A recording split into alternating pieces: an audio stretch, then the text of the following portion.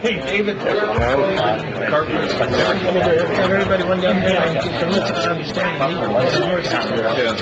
You know, that's the show I do all the time. We're going to be marching in that building if I'm here at a certain time. Right.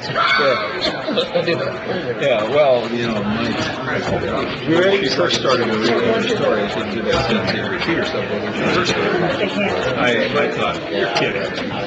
Somebody's going to go hard. And then I thought, maybe there's more to the story. yeah. I thought I sent you stuff, and I sent out an email to everybody. One gets done. It's been a busy week. Thank you so much. Ready?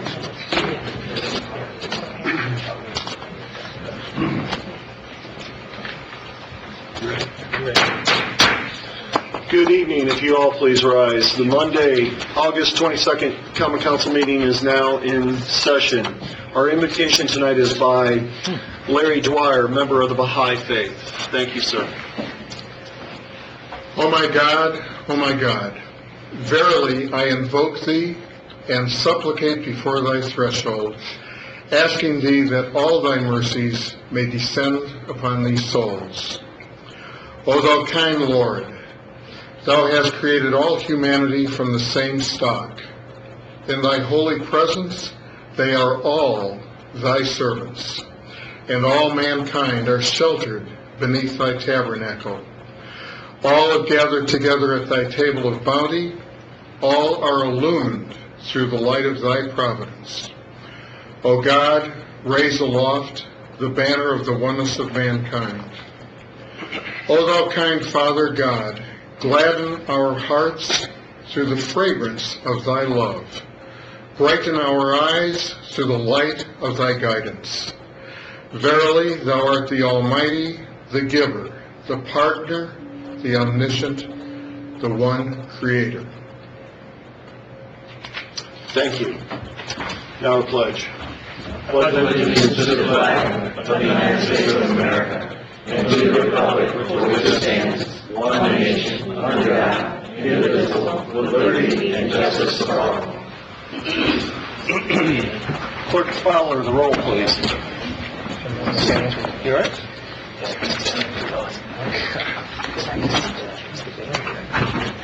Councilmember Preston? Here.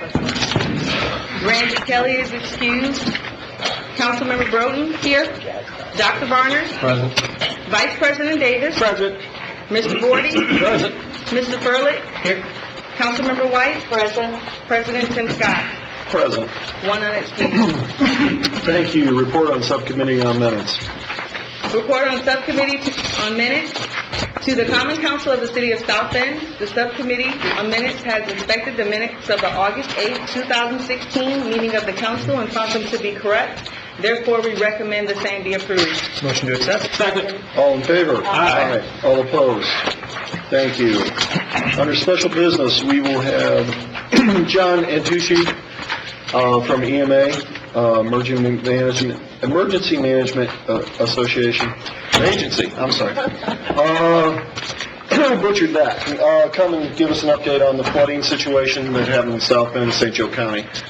Good evening, Council. If you would state your name and address. John Antonucci, Director of Emergency Management Agency, St. Joseph County. Office is at 1222 South Michigan Street, South Bend. We're going to put up a map so that you can get an overview of the damaged areas in the county. While we're waiting for that, so you're all aware of the event that occurred Tuesday around 1 a.m. We received an inordinate amount of rainfall in a very short time. The natural watershed from the southwest portion of the county flows through the city of South Bend and traverses it toward the northeast. That system was taxed. It just could not handle that much water at one time, and flooding occurred, obviously. So after the initial response, and we were fairly certain that there was no imminent danger of loss of life, and I would like to just reiterate that. There was not one reported incident or injury during this entire event. So very, very fortunate, because it certainly, this event had potential to cause some injuries. Some of the homes, especially in the city, Fox Street, Frederickson, foundations were greatly compromised. There could have been collapses. So again, we were very fortunate to escape that. As you can see, the maps, each color denotes a varying degree of damage. At this point, we have over 1,000 affected homes. Around about 60 of those are either totally destroyed or have major damage and probably will not be rebuilt.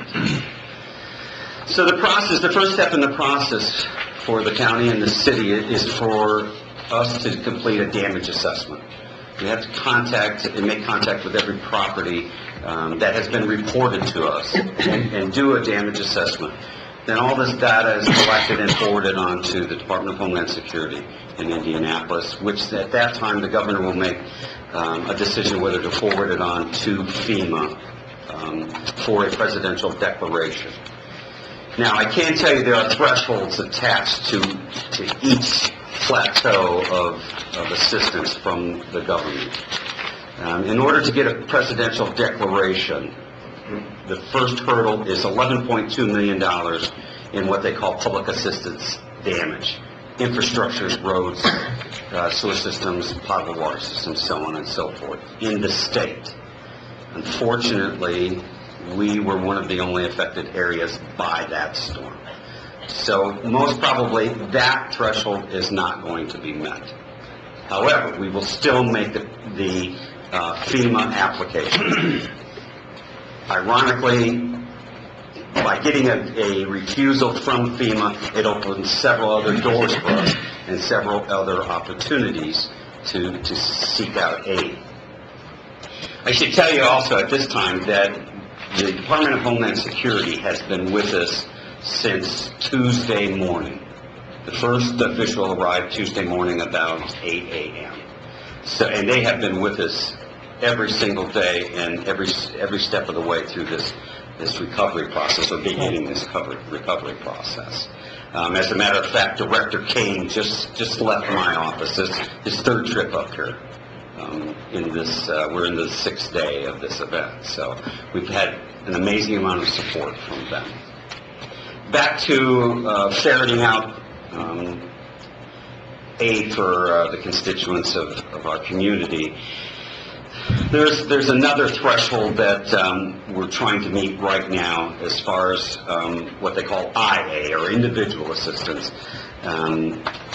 Again, we have to demonstrate several hundred homes having been totally destroyed. Several years ago, in the south central portion of the state, there was a huge flooding event along the Ohio River there, and there were well over 300 homes totally destroyed, and they did not give a declaration. So it just puts some sense of where we are. Right now we're competing with Louisiana. Every organization, every volunteer organization, and the federal declarations are all pointed toward Louisiana right now, which they should be. FEMA is a catastrophic event service. That's the spirit of the creation of FEMA, and that was the intent of FEMA, to be able to go to those types of areas and give aid to those people. Now, tomorrow, Larry Kassan from IDHS will be in our office. Tomorrow we will set up our housing assistance plan and office. We will begin to take this information now that we've gathered through the damage assessment process, and we will start to set up individual cases so that we can process these people possibly through a Small Business Administration federally insured loan program. What that's going to do for people is going to allow them to be able to, in some cases, roll their present and existing mortgages into a very low-interest loan, which the ceilings are much, much higher than any federal assistance that we could hope for. So we think that's going to be a good program for those. But we continue to ferret out, as I said, every single possibility for some sort of assistance for people. We had a meeting with Senator Donnelly Sunday morning, and we didn't ask for him to speak with the president because, again, we knew it was somewhat futile, but we did ask him to please search out any possible aid that can be sent here to South Bend and St. Joseph County. We have 2 faith-based organizations that are assisting with the removal of debris and damaged materials inside the homes. The governor released 20 volunteers from the Department of Corrections to be able to assist us in the debris removal. I know the city has been vigilant, picking up or having additional pickups throughout the week to help people remove those materials from their yard or their driveway or what have you. The county highway department is out in these neighborhoods. They have the county trucks and county equipment, and the debris removal is a concern. The quicker we can get the debris removed out of these neighborhoods, the likelihood of a mosquito outbreak is less likely. And the quicker we get the debris out of the homes, the spread of mold within those homes is also less likely. So that's, I think, in a nutshell, where we are right now. I'm glad to try to answer any questions that any of the council persons may have. Any questions from council? Regina? Are there any programming? Most of what I thought I heard you saying was really targeted for homeowners, people who actually lost their home and working on that. Is there anything out there for people who, lost maybe all of their belongings, but they weren't perhaps homeowners? renters or right. Absolutely. We have a service center. The Red Cross has a service center set up at the Jefferson Street location, and again, there are several different options that they have, several different forms of aid that they are providing for people. Joe? So perhaps maybe just for the record, I know there's information out about this, but the 2 faith-based organizations that are, dedicating individuals to this, maybe identify that for the public. And Yes, then, several times. Yeah. It's the Southern Baptist Ministries and the Christian Aid Ministries. And Team Rubicon, which is a veterans organization, will be here Thursday. that was my next question. Yeah. Thanks. Anything else? Yes. Dave? No? Oliver? If you want to have another faith-based group to come in, how do they connect to you? What would they do? Everything is funneling through the Emergency Management Agency, and we've continued to try to get that number out there. It's 235-9378. The Salvation Army right now is helping us coordinate all volunteer organizations and any volunteers that want to help. Okay. So we would gladly accept any help that we can get from any organization. Anything else, Oliver? I'm at peace. John? Good. Gavin? Karen Just White? want to thank you and all of the other individuals, volunteers that have Thank you. really responded, and just very grateful that no one, we didn't lose, any Absolutely. supplies or any personal injuries. Absolutely. Because it definitely was a major event that occurred, which we had no control over. So appreciate all the work that you've done Thank with you. volunteers as well. We will get through this, and we will recover from it, and these people will most probably be made as whole as possible. But as I've said in almost every opportunity I've had to speak, is that this recovery is going to come from within, It is not going to come from without. And the community really needs to pull together and start stepping up and helping their neighbors. I can't stress that enough. So, thank you for the opportunity to share this information with you, and please don't hesitate to contact my office if you have any other questions. Thank you, sir. Thank you. Okay. With that, the mayor's office is represented by James Mueller in the crowd. With that, we'll entertain a motion for committee of the whole. So moved. Second. All in favor? Aye. All opposed?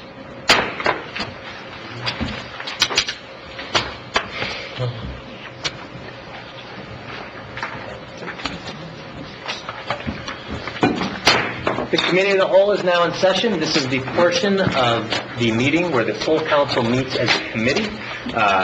When each bill is read, the public will have an opportunity to comment either in favor or in opposition, and your comments are limited at each bill to 5 minutes. With that, would the city clerk please read 3616? 3616, public hearing on an ordinance amending the zoning ordinance for property located at 202 Bartlett Street, Councilmanic District Number 1 in the city of South Bend, Indiana. Motion to accept. Motion to accept the substitute? So moved. Second. All those in favor? Aye. Anyone opposed? The motion carries. Is there a committee report? Yes, Mr. Chair, the Zoning and Annexation Committee met this afternoon, and we bring this bill to the full council with a favorable report. Thank you. Is there a presenter? Please state your name and address.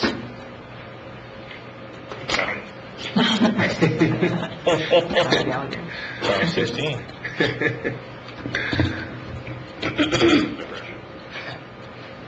Good evening, Keith Chapman, area plan with offices on the 11th floor of this building.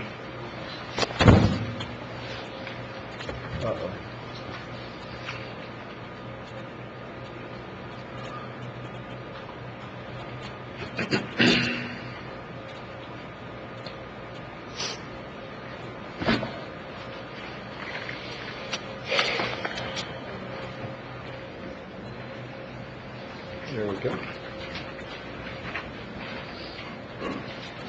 That's not the first district. Property got a lot larger. It's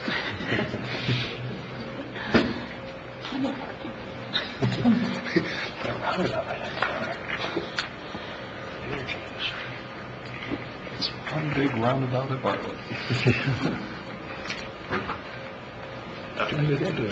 This property is located at 202 Bartlett Street.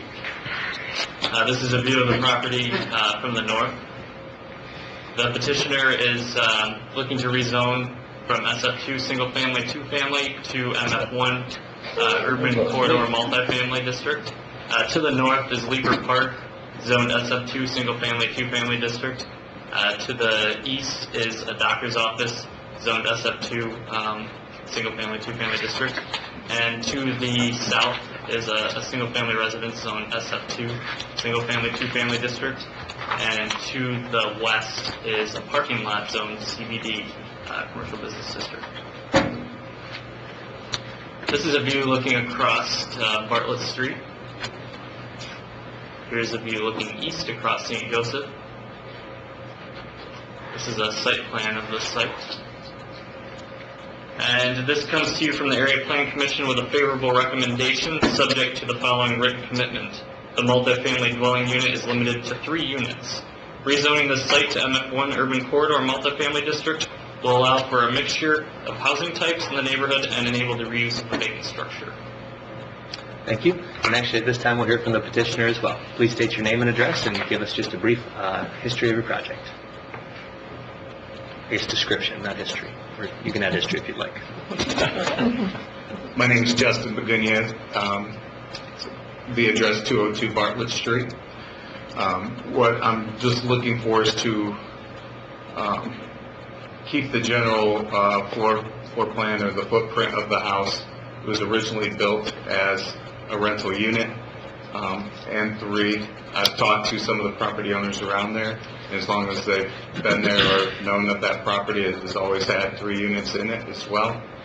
And then applying for the variances for the MF1, for the landscaping and the parking to make that doable for 202 Bartlett Street at that location. Great. Are there any questions for the petitioner or presenter? Yes, Oliver? And what is your plan to deal with any parking issues from that standpoint? And then the second question, like I asked you this afternoon, could you clarify the issue regarding that was reported that you had 25 code citations that were against you? Sure. First, the second one, I went to the police department and got a report for any of the calls that they've had to that address. Previously, earlier, we've discussed there was one in March. I obtained the property in February. That was because they thought that the house was broken into.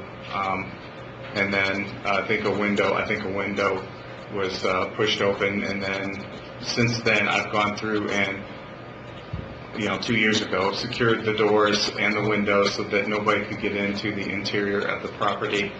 And right now, like I said, there have been no code violations. I've made sure that the exterior of the property has been kept up to code. And then so for the parking, I've investigated it in the parking lot across the street. I have not been successful with getting, that's Memorial, and the doctor's offices over there. If you see St. Joe County Street, or St. Joseph Street, runs right next and tees into Bartlett, that is usually very empty. There are plenty of parking spaces on either side of the road right next to my property's long and narrow that runs down Bartlett Street right there. And then also across. Now, right now, there is it's a little congested there because of all the construction, and it's a little bit backed up down Bartlett on the park side. Today, I was there earlier, and maybe half of the housing side on Bartlett Street, which, to my knowledge, from what I've investigated, I'm allowed 2 parking spots on the street on Bartlett in front of my property right there. I have to apply for a permit for that, and then, like I was saying, on the other side, running down St. Joseph Street, it doesn't seem to be very congested. I've checked on my numerous trips down there to look to see if there was parking. Bartlett Street sometimes on both sides gets congested, but St. Joseph Street, I went down there and took a picture today. There might have been on the housing side, there were about 3 or 4 cars. There's hardly ever, if any, even in that picture, as you can see, on St. Joseph's side, there's hardly ever any residential parking over there. So all of St. Joseph Street down the side of the house would be available for parking. I don't have the house itself. If you saw the site plan, there is no, and the reason why I'm applying for the variance is it's landlocked by the building itself. I don't have any off-site parking space to make that available at that site. Thank you for what you shared. So the police didn't have anything else. Was there anything else that from the code enforcement itself? No, one of the first things actually I did was I met with the Historical Society, talked to them about being a part of that and looking over, and they mentioned a few things just for the exterior of the house to make sure it was secured. And did our city of South Bend's code, have they cited you 25 times? No, sir. I went to, I was just getting ready to say that they recommended for me to come over here and look in the code enforcement to see if I had any. Previously, I even checked previously to my owning the property to see what I might have to correct if there were any, and they had nothing on file for any code violations of the house. I appreciate hearing that. Thank you, sir. Any other questions? Seeing none, we'll open up to the public. Thank you. Oh, I'm sorry. Tim? Yeah, on St. Joseph Street on the west side, that is no parking. Reason because of that is the hospital, they charge some employees to park within their system, so what the employees have done in the past have gone out through the neighborhoods on this side and the other side and park. So there is permit parking and there's like guest parking. My question is, for that, is how many bedrooms per unit? The 2 are single bedrooms upstairs and 1 double bedroom downstairs. Okay, so there could be a possibly total of 4 cars parked around that area, right? Yeah. Okay. Okay. You're right, and historically, that was designed and built for apartments. That's a good thing, because we've had a lot of issues within historic areas of trying to make them multifamily, so, okay, I'm good now. Yes, sir. Back to your question, it could be about 8 people. I mean, because like if there are 2 people in one room, 2 people in the other room, and see what I'm saying? Could be. I just wanted to put that out there. And there could also be as little as 3. That is correct. Right. Could be a low, so you said that you're only giving permits for 2? So what happened to the other 6? Well, I know It that happens that way. right there on Bartlett Street, the other side of the street, on the park side right there, has no permit. You can park. So you're good. And you get a lot of hospital people parking along there, too. Yeah, which, I'm not I understand what you were saying. Okay, seeing no other questions, we'll open it up to the public. Is there anyone from the public wishing to speak in favor? Anyone from the public wishing to speak in opposition?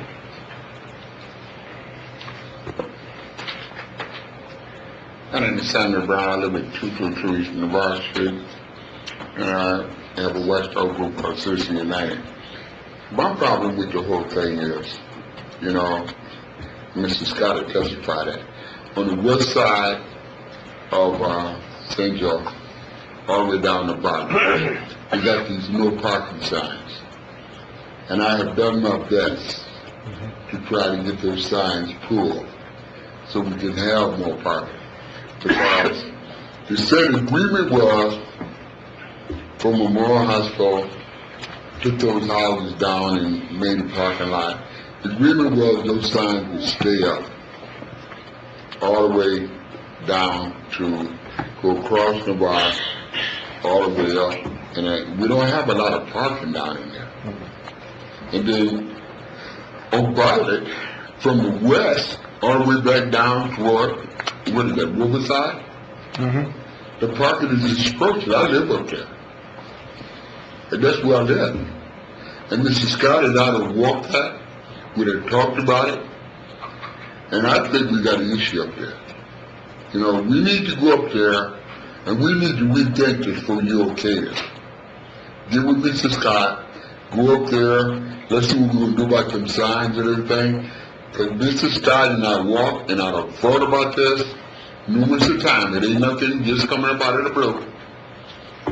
And I want something done about it. Don't just pass this through and that's up there is not really being taken care of. So I appreciate it. Even on Barnett, you know, people need places to park. You go up there with them special permits and everything like that. Go up there and look at that area before you pass this. Table it. And then find a solution and then go back to it. Because that's where I live. I've been fighting about this for a while. And he'll tell you that. Yeah.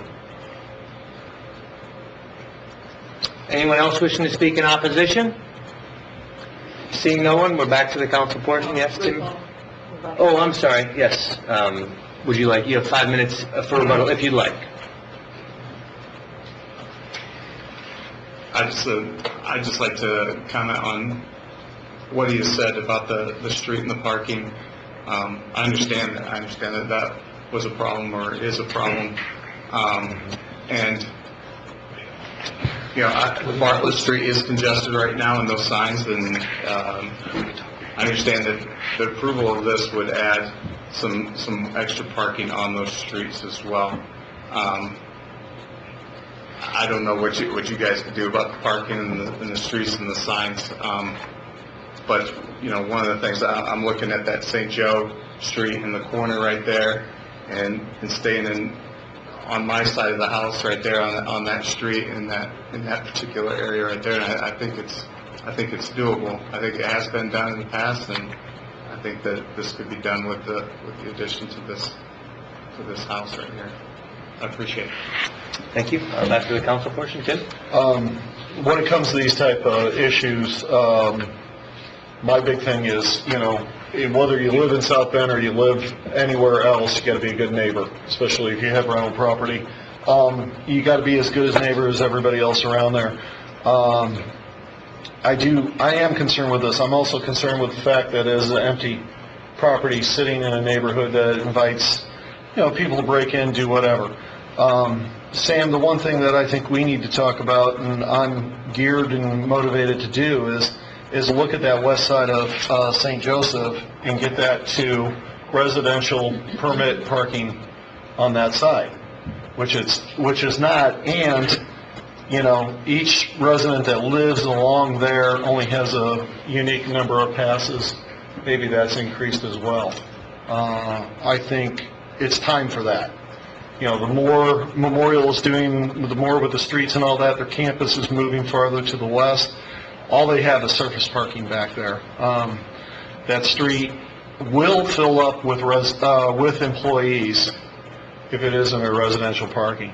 And that could be a good compromise, in my opinion. Would you like to make a motion? Councilmember Furley, if I could just add for the record, the issue of parking was subject to a variance, which is not within the domain of the city council on this one. Yeah, mine would be a totally separate issue after the fact. That was the parking, wasn't that the parking lot part of it? Instead of That was to reduce it from 6 to 9. Yeah, that part That of was the it. variance. But in terms of the issue of it parking... No, what Council President Tim Scott has stated is exactly correct, to work with Yeah. Public Works and Engineering. Okay, I got your point. Is there a motion from the council? So we want to craft that motion? I move this go to council favorably as amended. Correct. Second. All those in favor? Aye. Anyone opposed? The motion carries. I will next entertain a motion to hear Bill 3816 before 3716. So this is simply just changing the order of when these two are going to be heard. Is there a motion to So hear moved. 3816 before 3716? So moved, yes. Is there a second? Seeing no second, the motion dies. 3716, would the city clerk please read it? 3716, public hearing on an ordinance initiated by the Common Council of the City of South Bend, Indiana, amending Chapter 21 of the South Bend Municipal Code, Article 2, by adding single-family dwellings to permitted use in the MF1 Urban Corridor, Multifamily District, and MF2 High-Density Multifamily District, and adding single-family as a special exception use in MU Mixed District use. May I? This is the substitute, the council substituted after last meeting. Okay. Is there a committee report? The Zoning and Annexation Committee met, and we bring this bill to the council as a favorable report. Is there a presenter? Please state your name and address. Good evening, Angela Smith from the Area Plan Commission with offices on the 11th floor of this building. Before you is a text amendment that looks at single-family residential. We have always tried to work with single-family residential and have made various text amendments to kind of protect the single-family homeowner throughout the city. One of the things that has come up repeatedly since the housing crash, well after the adoption of the ordinance in 2004, are provisions from banks and lending institutions that are no longer willing to accept the legal nonconforming status of single-family homes. In 2004, when the zoning map was adopted and changed, there were several properties that were zoned MF1 multifamily and MF2 multifamily or mixed use, according to some desired land uses in the area where they wanted to encourage multifamily development or other types of development. However, the majority of those were actually single-family homes.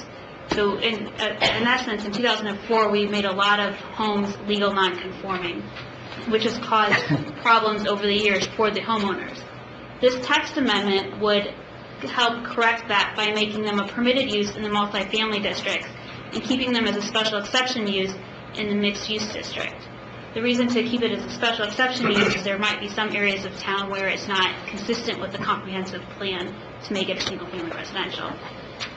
This map, which is hard to read on the screens, but it highlights the multifamily 1 and multifamily 2 districts within the city. The MF1 districts are your higher density, kind of along the core. They might also be your smaller lots. The MF2 districts tend to be your larger developments, your Park Jefferson, Irish Hills, and those kind of developments on the outskirts, mostly on the outskirts of town. If you can see the fade green lines there, you have the mixed-use districts are primarily along the corridors, which again is why we kept it as a special exception use. There are certain corridors on the West Side Main Streets plan, for instance, where they call them out as retail nodes, where it may not be appropriate for it to be a true single-family home. You may want to require that it be ground floor retail or something like that. So this would allow it to stay as a public process and come back to the Common Council for a final decision. This is an example of a recent rezoning where the property owner bought a home that he converted from a duplex back to a single family. It only had 1 meter. It was traditionally built as a single family. It had lost its legal non-conforming status. And so when they went to convert it and sell it, they found out they couldn't sell it. That they then had to go through the lengthy rezoning process just to convert it back to a single-family home. If this text amendment had been in place, they could have preserved the multifamily district and still been allowed to develop this as single-family. From this zoning map, you'll kind of see there's many areas throughout the city where we have an intermixing of single-family and multifamily districts. So for instance, on the south side of LaSalle there, you have a large chunk zoned MF1. There are several single-family homes within that district. This would allow the flexibility, if there was the demand in the market for those to stay single-family, or if somebody wanted to acquire several properties, they could always acquire them and use them as multifamily. So it kind of helps protect the integrity of the underlying zoning district. We see this as a great help for the neighborhoods. And Mannix recently did several projects over just outside of downtown where they were zoned multifamily. They acquired, in that case, many of them were vacant or abandoned homes that were demolished. They had to come back and rezone several of those properties single family just to build affordable housing within that area. Again, the intent is to kind of protect the single family homeowners, allow them to develop or redevelop without a hindrance and without going through the lengthy time process. Based on the information available prior to the public hearing, the staff recommends the text amendment be sent to the Area Plan Commission sends this to you with a favorable recommendation. Since the adoption of the ordinance in 2004, the housing market has continued to change and evolve. The proposed changes recognize revived interest in converting older homes back to single family and will promote flexibility in the housing market across the additional zoning districts. I'd be happy to answer any questions. Are there any questions from council members? Seeing none, we'll move to the public portion. Is there anyone from the public wishing to speak in favor of 3716? Line up. If you're wishing to speak in favor, please line up behind the speaker and please state your name and address. Marco Mariani, I'm Executive Director of South Bend Heritage Foundation. We also serve as staff to the Northeast Neighborhood Revitalization Organization. We support this text amendment. We think it's very logical. We think it supports everything in the Northeast Neighborhood Development Area Plan, certainly in our affordable housing developments where we encounter this kind of situation from time to time. So we think this will certainly support development, streamline the development process, and the South Bend Heritage Foundation Board is behind this, as well as the Northeast Neighborhood Board. We've had extensive discussions. We think it's logical, and we think it supports everything that we've been trying to do in all of our planning process, as well as our zoning changes, the Northeast Neighborhood Zoning Overlay, Northeast Neighborhood Development Area Plan. So there's a long history here, and this certainly supports our work. Anyone else wishing to speak in favor?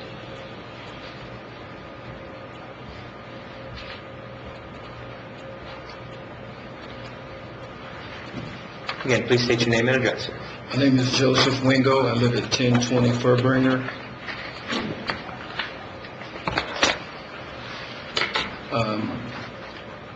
I represent a chorus of concerned citizens in the Lincoln Park neighborhood. That's the new neighborhood that was just revitalized right off of Lincoln Way West. Zoning is primarily the driving force of the rapid accelerating lack of affordable housing in urban areas. Used as an instrument, zoning by many suburban and ex-urban communities for very large minimal residential lot and building sites in order to preserve home values by excluding poor people. Obviously, this shifts the market towards more expensive homes than ordinary might be built. I spend 35% of my income on this in order to maintain my home. Much of the criticism of zoning laws comes from those who see the restrictions as a violation of property rights, it can be argued that zoning boards and city councils easily strip property owners of their right to create for the creative use of their land. Along with the potential property rights infringement, zoning also has been criticized as a means to promote social and economic segregation through exclusion. These exclusionary zoning measures artificially maintain high housing costs through various land use regulations as a maximum density requirement. As a result, lower income groups are deemed undesirable or unwelcome, are effectively excluded from the given community. This is a quote. Although markets allocate people to housing based on income and price, political decisions allocate housing of different prices to different neighborhoods and thereby turn the market into mechanisms of class segregation. That's from Bothwell and Massey, 2010. Examples of class segregation or income segregation in the United States can be seen by comparing property rates in the central city and the suburbs in the west, the south, the northeast, and the Midwest. The Northeast and the Midwest have more restrictive anti-density regulations, and the lower income incidence of poverty in the cities in the West and the South, and the higher incidence of the suburbs are associated with their more relaxed anti-density regulations. John Rothwell has argued that zoning encourages income segregation. He claims a strong relationship exists between areas allowing for building housing at higher density and racial integration between blacks and whites in the United States. The relationship between segregation and density is explained by Rothwell Massey as the restricted density zoning, productive higher housing prices in white areas, and limiting opportunities for people without modest incomes to leave segregated areas. My question is, what is the intent of the proposed policy? It's for flexible housing opportunities by changing zoning regulations.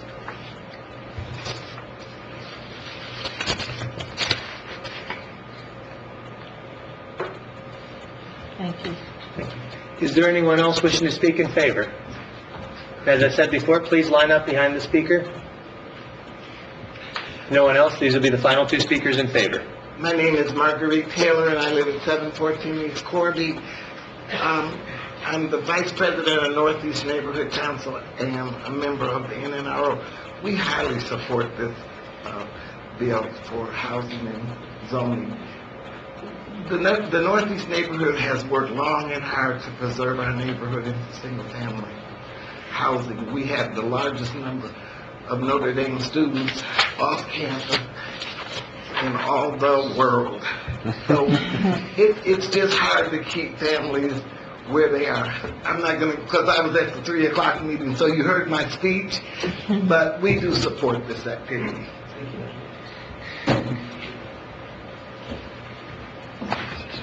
Good evening. I'm Jose Arevalo. I'm with Neighborhood Development Associates, 724 West Washington Street, South Bend.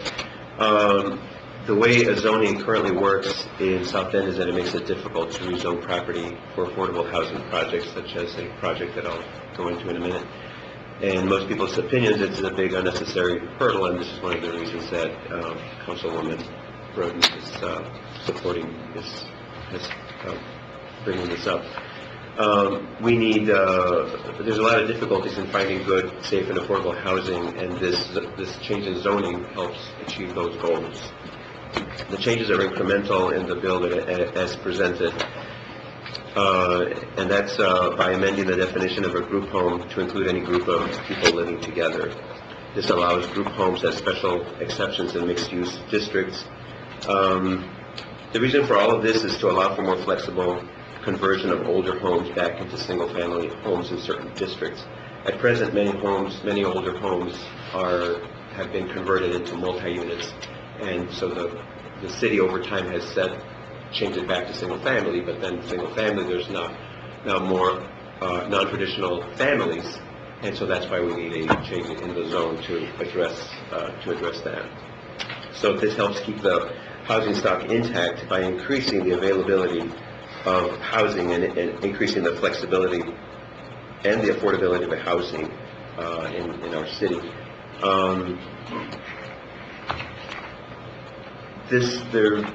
One of the positive outcomes of this is that there's currently the city is encouraging more housing in the denser part of the downtown area, of the core of the city, where there's already an infrastructure with the higher populated areas such as buses, shopping, government offices, buildings such as here, activity, social and cultural events that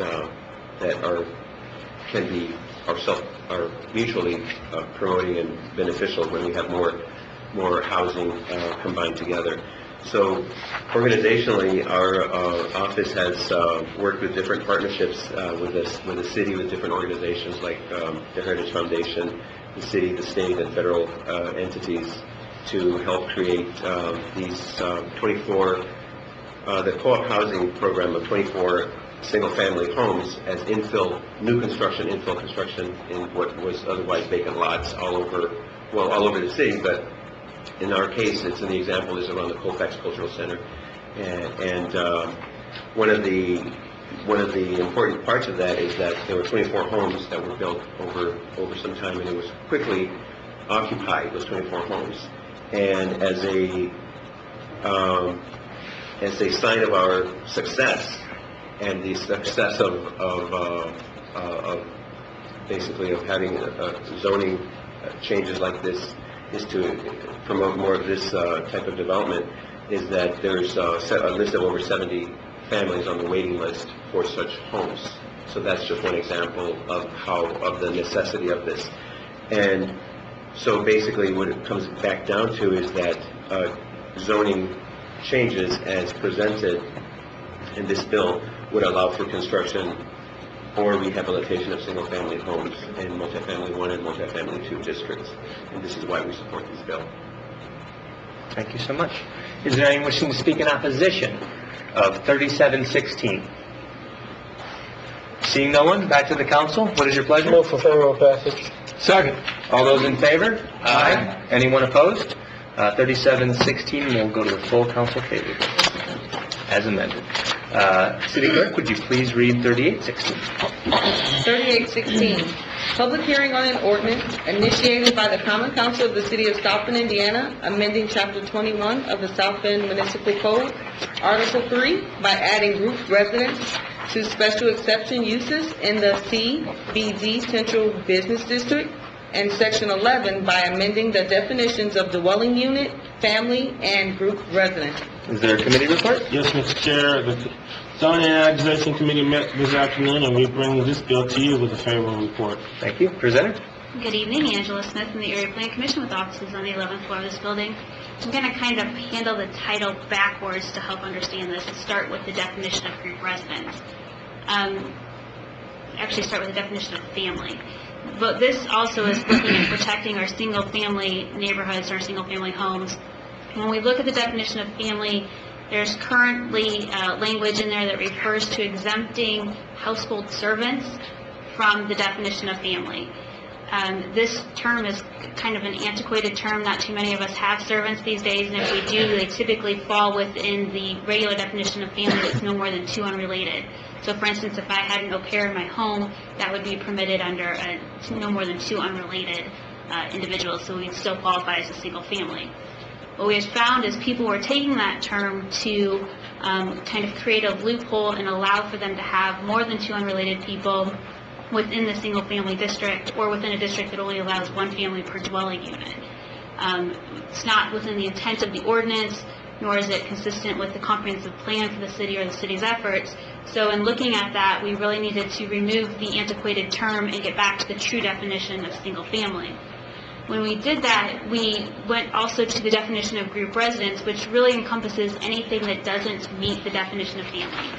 So if you wanted to have 3, 4, 5, 6 unrelated people living in a home, if you wanted to do a kind of co-living situation where you had several bedrooms that you were renting and you shared a common space, all of those would fall under the definition of group residence, which we sort of expanded in this definition change that we have before you.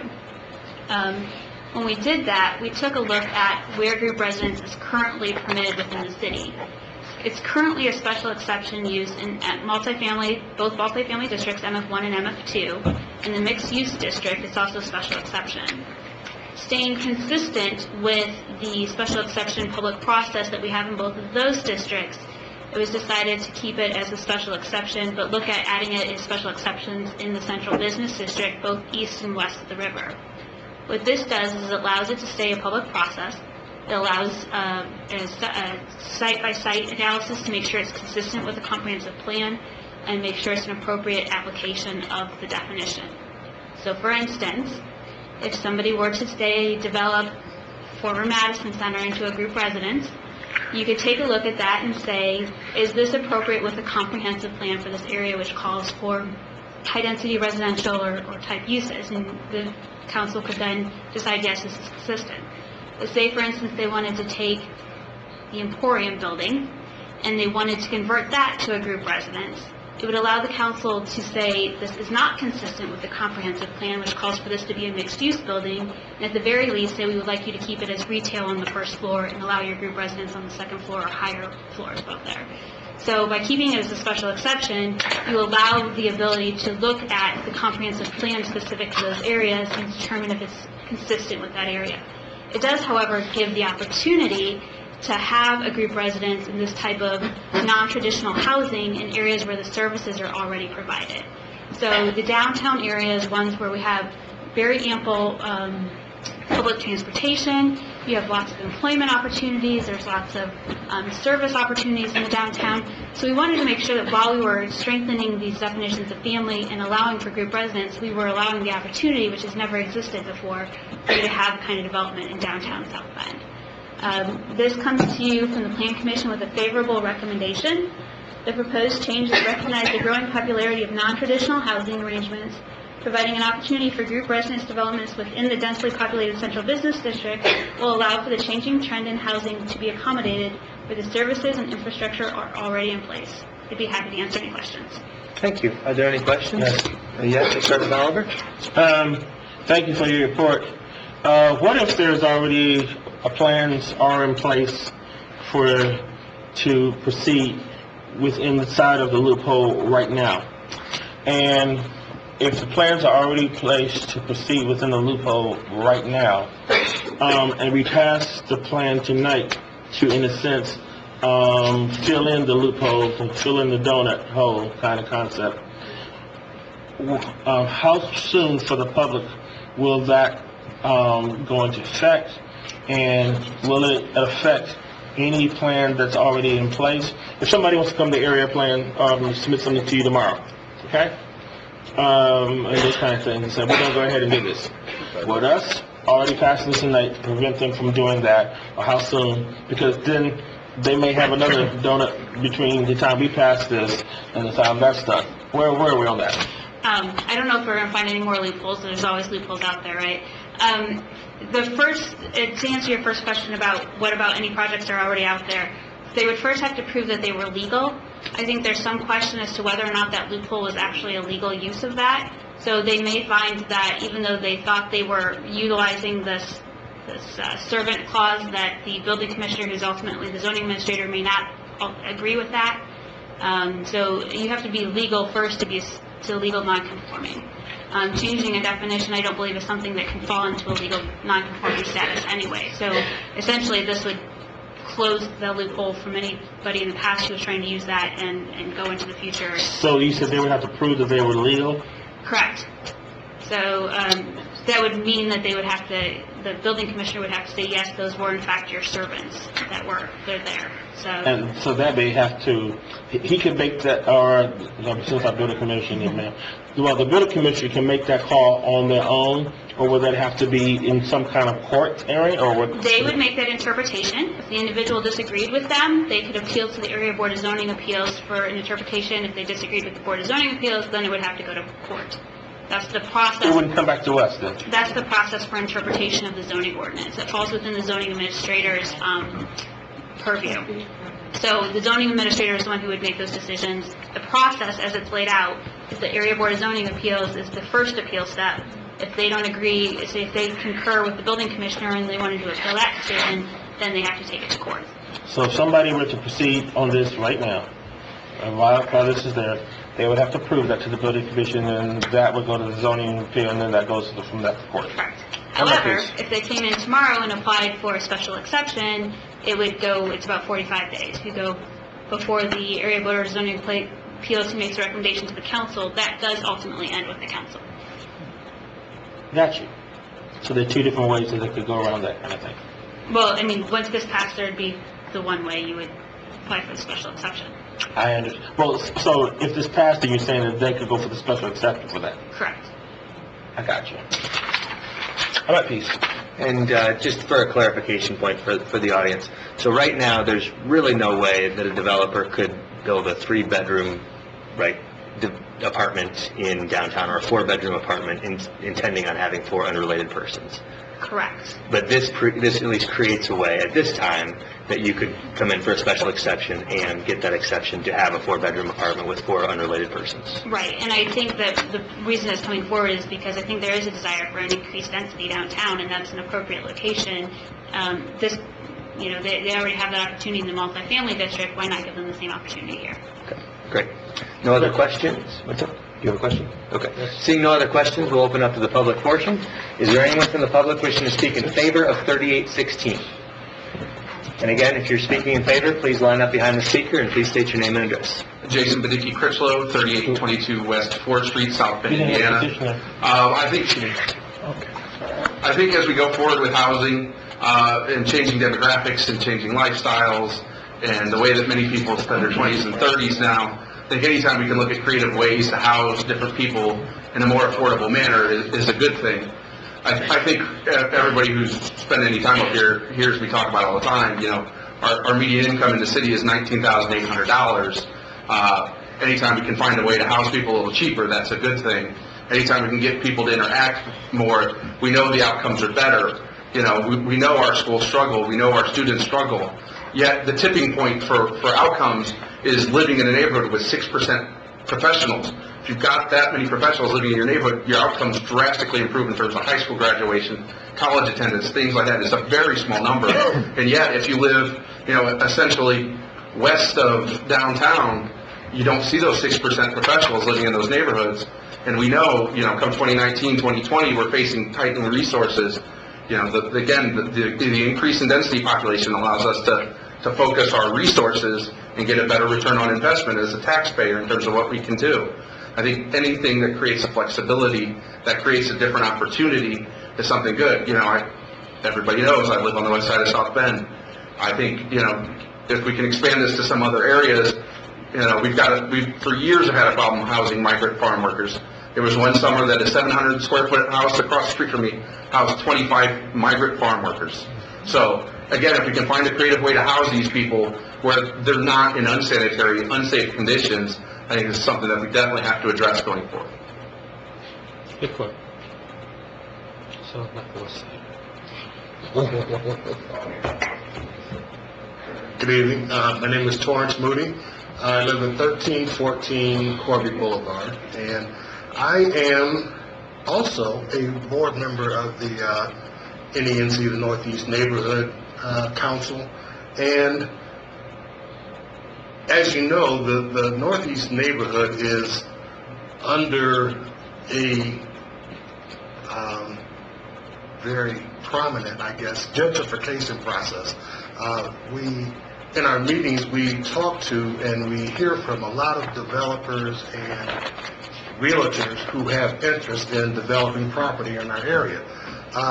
One of the things that happened recently was, and I'm reiterating this, I was at the Area Plan Commission meeting last week. One of the things that happened was we had a realtor come to us, a developer come to us, and say basically that what he wanted to do was step through this loophole and create a group living arrangement. What he wanted to do is rehab one of his units, put a number of unrelated people in that unit, and designate them as employees. And he would take $50 a month off of their rent as payment as an employee. And that's how he would develop this building that he has, and I believe it's in the CBD. And that's how he was going to get around the zoning ordinances. And in fact, this amendment to the ordinance actually helps him.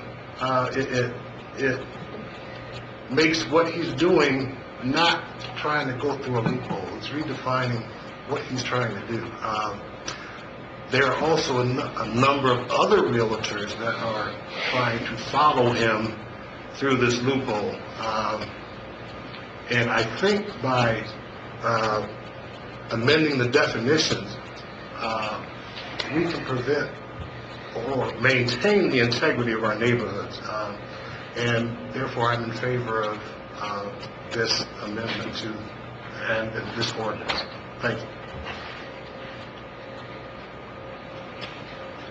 Terry King, 730 North Hill Street. The part that, in general, I think I'm in favor of this, but it's a little bit confusing because I'm not sure if the cross-out makes it easier to have a household employee or more difficult to have a household employee. And I ask the question because I'm aware from my experience with special education and students who have profound needs that there may be times when a family has a personal assistant or a medical professional in the home with a bedroom because they need to be on call 16 hours a day when the student is at home.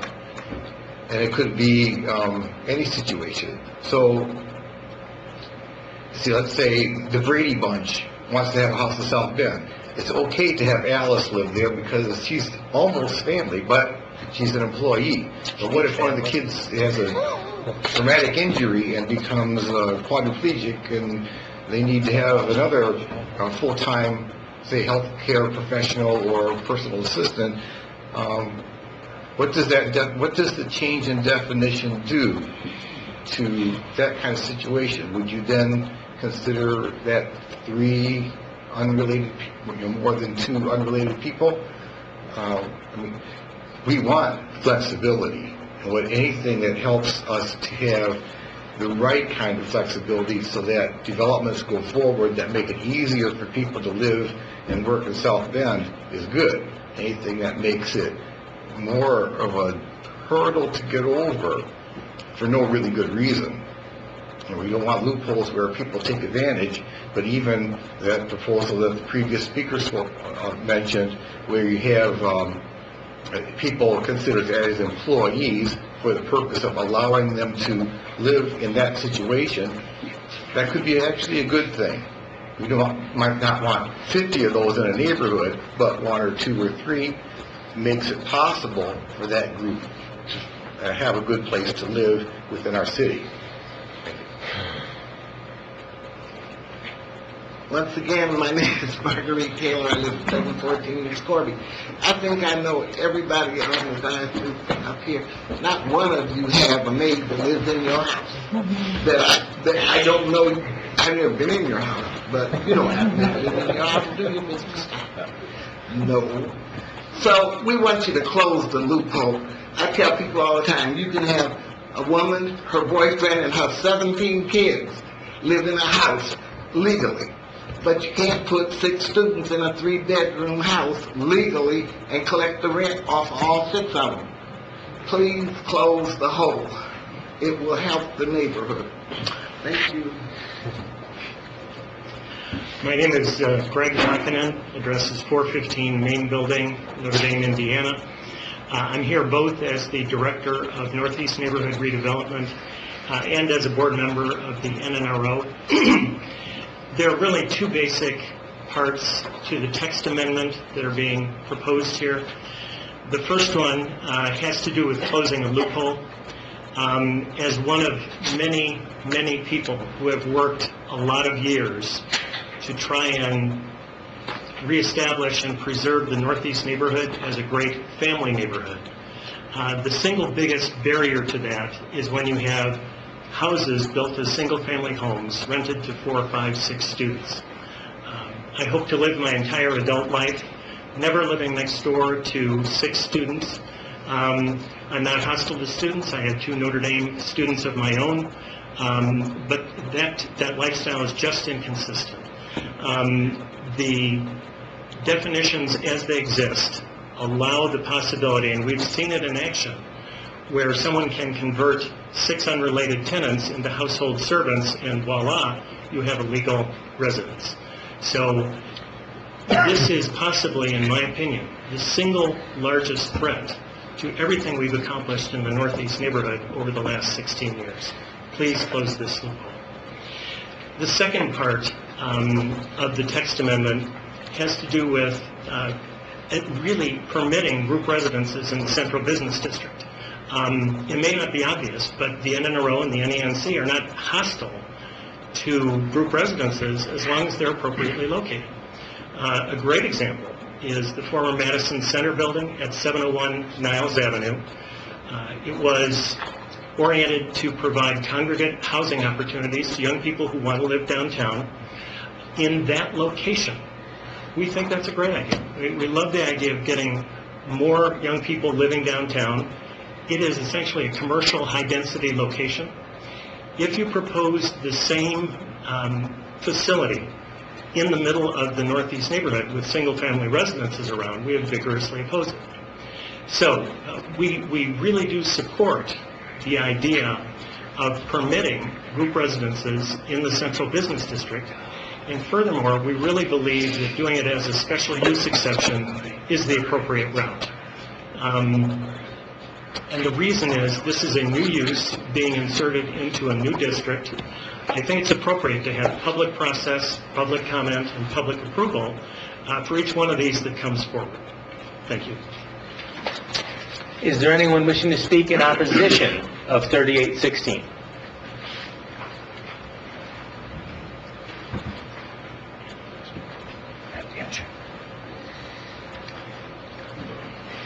Again, please state your name and address. I'm David Matthews, 215 East Colfax Avenue, downtown South Bend. I'm the guy who figured out the loophole 4 years ago. So I'm the reason I think a lot of this discussion has happened. The quick history of it is 4 years ago, 7 guys came to me and said, hey, we want to start a company, we want to live together, we want to live in downtown South Bend. The option for a special exception of group residence didn't exist in the CBD. We couldn't do it. So I read the zoning docs and realized, hey, a household employee isn't defined. I can define it, take out the trash, pay him, $10, generate an invoice, and it worked. Called the city, got a letter from Community Investment saying, good job figuring this out. The group of guys formed and focused who've done phenomenal work for us in downtown South Bend. We want these people, we want groups like this to start. But that project, I think, took between 4 and 6 months. They came to me in the middle of the summer and wanted to be in August. I think they moved in September or October. But if I would have had to say, great, I found a building, I can buy the building, gut it, fix it for you, but first I need to go through a 45-day decision process that's going to take me a couple of weeks to apply and do the notice, that's burdensome. And it doesn't make sense to me. In the Central Business District, we let most everything go. You can have a bar downstairs. You can have a restaurant downstairs. The 521 East Jefferson building now houses Render. That building went from being vacant to occupied very quickly because the loophole I found let me as a business person move quickly and take these potential customers, convert them to customers, residents in downtown South Bend, and a lot of positive things took place. The Central Business District has no parking requirements. You can build 5 stories on the east side, you can build taller on the west side. And if I wanted to open up a restaurant, I live in the townhomes on Colfax Avenue. Next door is Tuesday Hall. It was a building built by South Bend Orthopedic. If I wanted to buy it, or somebody wanted to buy it and convert it to a bar or a restaurant, they could do it with almost no public input whatsoever. They could have an outdoor patio, they could have live music until 2 or 3 a.m., or live music would have to end at 11 for sound, but they could have drinking and socializing until 2 or 3 a.m. But if somebody wanted to buy that building and put 3 people living in it, now they have to come to the city council, they have to apply to the ABZA, they have to figure out who lives within 300 feet, get those addresses, turn them in, pay $300, and go through the process and come to the city council and say, hey, I don't want to open a bar, I want to have 3 people, me and 2 of my friends, fix this place up. Is that okay? And that 2 months of process, in some business cases, like, is the difference between being business friendly and saying, hey, this makes sense, or no, I'm going to look someplace else. And in the sense, I've been a member of the NARC. I'm a member of the Howard Park Neighborhood Association too, or a board member of the Howard Park Neighborhood Association. We didn't get notified of this, so I just learned about this hearing last night. But there's a line of people who also use this rule. A lot of them are customers of townhomes that we've built in the Central Business District. And they have multi-bedroom houses. They have 2 or 3 bedrooms, 4 bedrooms, and they rent them out. And I coached them and told them, this is how, if you ever got in trouble, this is the paper and documentation you need so that you can be okay. And so there's a lot of people who couldn't make it today who've used this loophole in the CBD successfully and are helping to re-densify and get professionals moving into downtown South Bend. As a former board member of the NRC, Notre Dame and the groups who've worked south of campus have done a phenomenal job of cleaning up and fixing that neighborhood. I'm for this change. I'm for changing, getting rid of the loophole. But please don't make extra needless paperwork and bureaucratic red tape to do something that has been working so far successfully in the CBD. We have low-income housing, we have apartments, we have $60,000 homes, we have $1 million homes within blocks of each other. And it works, it's diverse. I guess that's all I got. So if you could just modify the second bit where it says it's a special exception in the CBD and make it make it a allowed use, a permitted use. Thank you.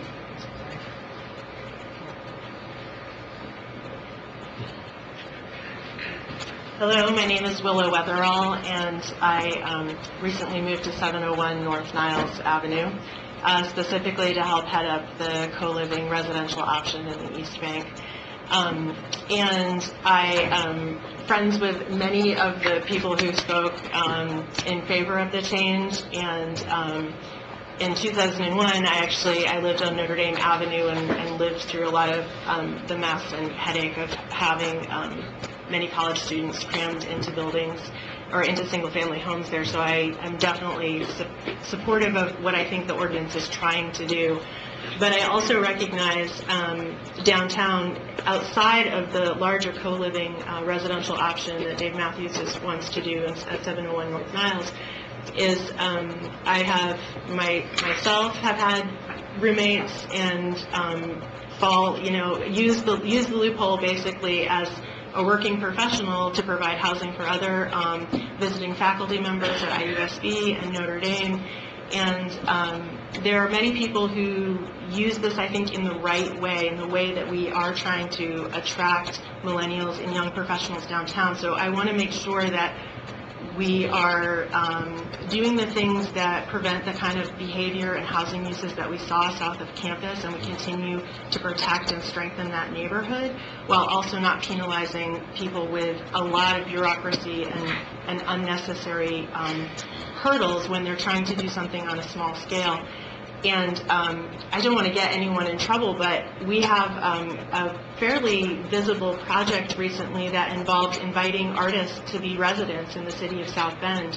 And they're doing outstanding work bringing art and cultural activities to vacant spaces in our downtown. And those artists live together in a single-family residence, and again, they would be in violation of the ordinance if it was changed and not having this loophole.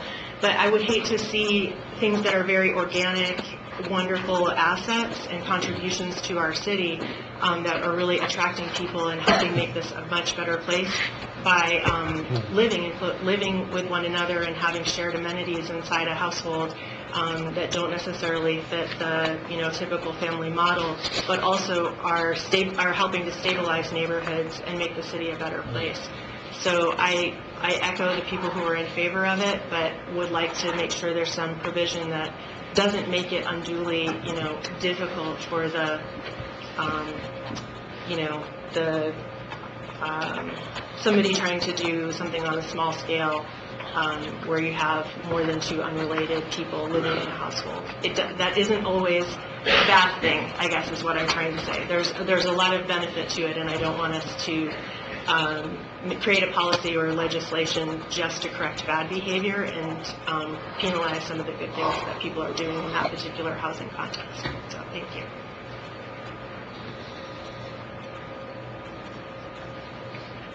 Hi, I'm Dr. Matthew Teeters. I live at 223 East Colfax. I'm also the Homeowners Association president of the East Bank Townhomes. And I think Willow's talking about me, not specifically, but I'm one of those people. So I moved downtown in 2012 with my girlfriend, Megan, who's here today. And we're not traditional. We're very happy as a couple. We don't plan on getting married. We don't feel like we absolutely need to get married, but we're a family. I also like the fact that in this environment, I'm able to have people live in my townhouse, which was always my intention, to have roommates and people that were diverse and had many talents that I could share a community living experience with. That was definitely part of the plan when I moved to South Bend, when I moved down to downtown South Bend. Actually, one of those people here today, Jack Jacobs, who's in Focus, who was the group that Dave Matthews was talking about. I've had two roommates prior to him. They both have turned out to be great people. One of them has recently moved back and is working at Notre Dame to raise money for cancer research. So these are people that, through their experience of living in this community downtown, have been able to have enriched lives. I feel like this proposal puts an undue burden on me to provide that enriched environment.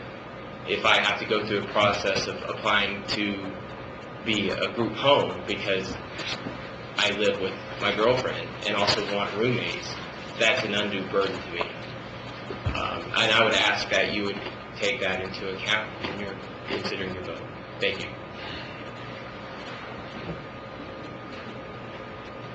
Hi, Velvet Canada. I live at 106 South Niles Avenue.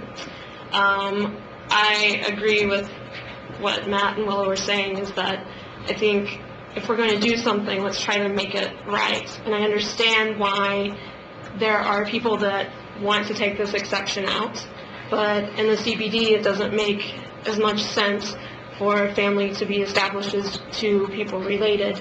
And I think that it's something that we should look at and figure out how to make it work so that I myself am not having to come before you again and go through the 45-day process of asking you, can my single-family home be a group residence?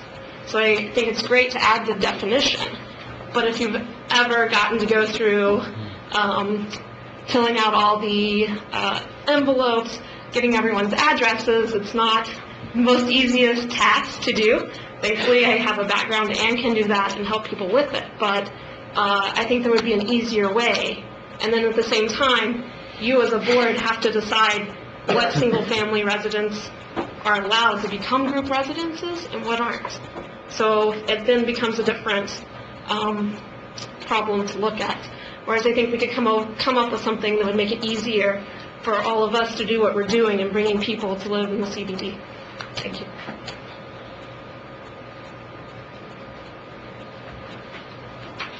Hi guys, I'm Adam McMillan, 215 East Colfax, and I'll just echo what everybody else has been saying. I don't want to waste anyone's time here. But I would say, when you call for customer service or something, and you have to wait like 30 minutes to an hour, that's really annoying. But if you get somebody right away, it's really nice to get your problem solved. And I'm supporting the same things that my peers here have supported. I think it's just the way this is being done, the 45 days, that could potentially, that's a long period of time when it comes to doing business. And if you've got people moving in town, need something, oh, we need to convert this property. Oh, wait, we have to fill out this paperwork and go before this board and yada, yada, yada. I think you guys probably understand how that could be a hindrance. So it's not that there's anything wrong per se, but it's like the way that the current proposal is structured that probably isn't the most effective thing for just keeping the train moving forward. So, thank you. Jesse Davis, P.O. Box 10205, South Bend, Indiana. First off, the 45-day period that they keep talking about, that's ludicrous. I can close a house in less than 30 days and be moved in. But a couple examples, I had a neighbor who was a good friend of my teenage son's who hung himself about 5 years ago. They zapped him, brought him back to life, put him on life support. He now has, I believe, 3 people that pretty much live in the residence with them as far as taking care of him because of his condition. Another example of an issue you're going to run into, I've got 3 adult sons who still live at home with me. Granted, I don't live in South Bend at the moment, so I don't have to worry about this. But if my 3 sons choose not to get married, which one of them has a son, and he's not married, but their fiancés, girlfriends, whatever you want to call them, want to move into my residence, they can't do that under this ordinance. And I don't think that you should have the right to make that judgment call on my property. And I think any bureaucratic red tape that's going to make things more difficult for people is going to slow growth in the city. And right now, we don't need slower growth. We need faster growth. So I think you should rework this or take another look at it and see what kind of tweaking you can do to it and not pass it through like we do so many other things and say, hey, we can come back and look at it later. Let's get it right the first time.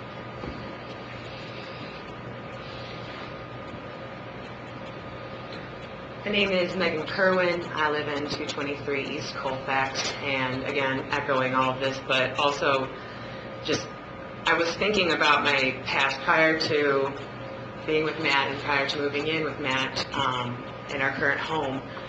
I had always had roommates, a minimum of 2 roommates, and we've lived all around in different houses around South Bend.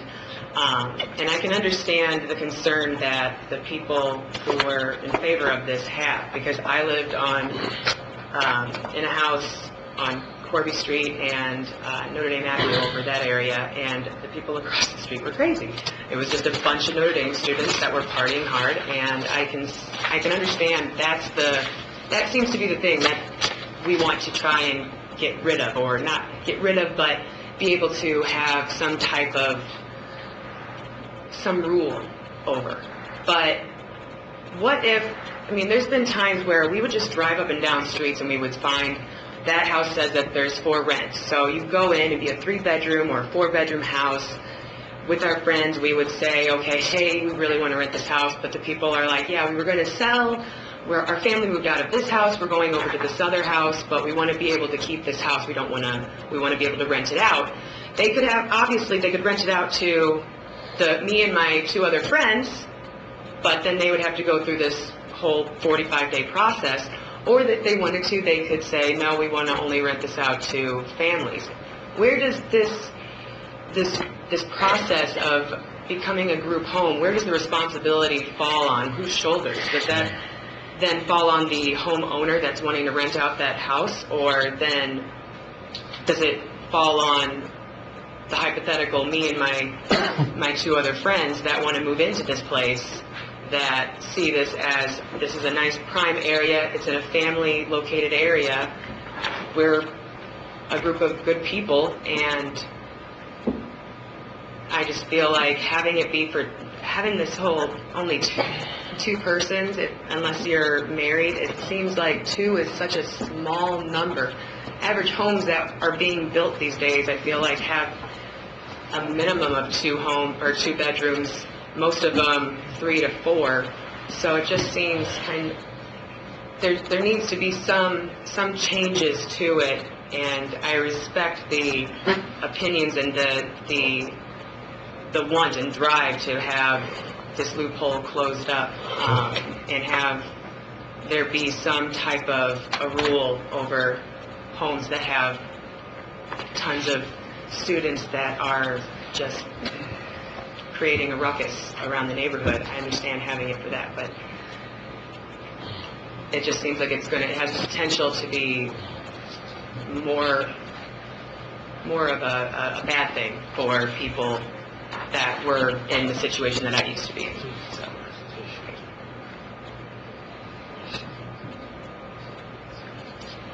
Hello, I'm Jack Jacobs. I live at 223 East Colfax. I respect and understand the views of everyone who's spoken before me, and I don't want to rehash that. I more just want to kind of act as a sort of a profile of a person who is benefiting from the current language. So I was living in an apartment east of the river alone last year. Student debt makes up a third of my income. I'm trying to stay in South Bend and establish myself. With rent and loans, I made the decision, I'm pretty sure it's a wise one, to not have a car. So staying close to downtown is important to me.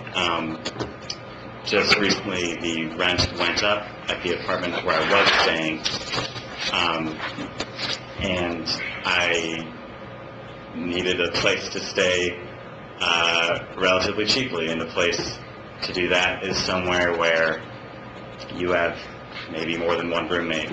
In my case, it is with Matt and Megan, and I guess if the kind of new language is passed through, then someone in my situation would have a much more difficult time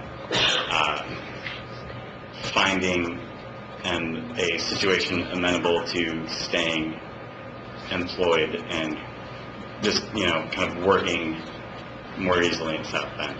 So I'm opposed to the specific language of the current measure. Thanks for your time. With that, the public portion is now closed. We will turn it back to the council. We'll go ahead. Oh, I'm sorry. I keep forgetting about the rebuttals. Angela? I'm not actually the petitioner, so I'm not sure what to rebut. I don't know if you have specific questions you want me to answer, or if there was... Yeah, go down. Okay. I guess looking at this, we're looking to affirm these creative organic uses where two or more individuals, we're exceeding two or more individuals, okay? It is asking for a process. If you think you want to be in the business of opening up your house to two or more individuals, this would certainly require a bit of legwork on your behalf. We're looking to affirm the group living, congregate living, specifically in the Central Business District. We've had, with this, we've expanded the definition to exceed what was on the books before, and on the books since 2004. And then we've also added the group residents within a district that heretofore it did not exist. In terms of the concerns with shift work by healthcare providers, for the most part, it would not preclude that. If you want to employ 3 individuals at 8 hours each and have 24-hour coverage, okay, that's an employee situation. Some of the other concerns of, the process, the special exception process, 45 days, yes, $300. In many situations, that's the equivalent, perhaps, of 1 month's rent. So again, asking, and the burden would be, I think the question was asked, who would the burden be on? The individuals who are seeking to rent or the property owner? And it would be on the property owner. I think in terms of knowing enough about the process for going through the area plan, through zoning, through the special exception, we said that there was a dollar amount. There was some concerns about notification and identifying surrounding neighbors. Many of that is actually provided as a service through area plan staff. And I think they can affirm that as well. Is helping to identify each individual property that would be potentially impacted by this. And last piece, let me pick up,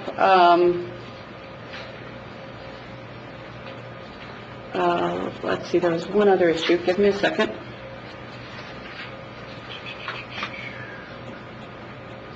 I might be able to come back to it. Sorry, that's, I think I captured most of those. So for-profit test under the state law with regard to... Maybe you can address that, right. The process would also include reviewing the state law for special exceptions, which is basically looking at the comprehensive plan, looking at the character of the area that's involved, making sure that the proposed use would not be injurious or adverse to the adjacent properties, and also looking at the public health and safety as referenced by state law. Thank you. So putting this in the permitted versus special exception, that allows those 4 questions to be asked. If you're an adjacent neighbor, how does this fit with the comprehensive plan of that given neighborhood? How does it meld with the character? Would the use be injurious to additional, adjacent properties? And then certainly public safety issues. Triggered the other response, my brain here, is can a neighbor propose a bar? Or I think there's room within the statute, a bar, or what were the other? A restaurant, nightclub. Sure. Those are permitted uses within the districts. However, those also have a burden of a public process involving, going before excise boards, some of the same, public safety health issues as well. So I think overall, the intent is to get us beyond the existing restrictions of the definition for group residences by expanding the definition and being open and flexible for arrangements of 2 or more individuals. And again, that's in the multifamily as it exists, in multifamily 1 and 2, in mixed use, and then this would be adding additional districts. So folks are doing wonderful things. This does not preclude them from doing those wonderful things, but it is giving your adjacent neighbor or your neighbor who is interested in the full development of the neighborhood, if you would, an opportunity to chime in and ring in. And I think that's a very reasonable standard, is to be able to have that heads up.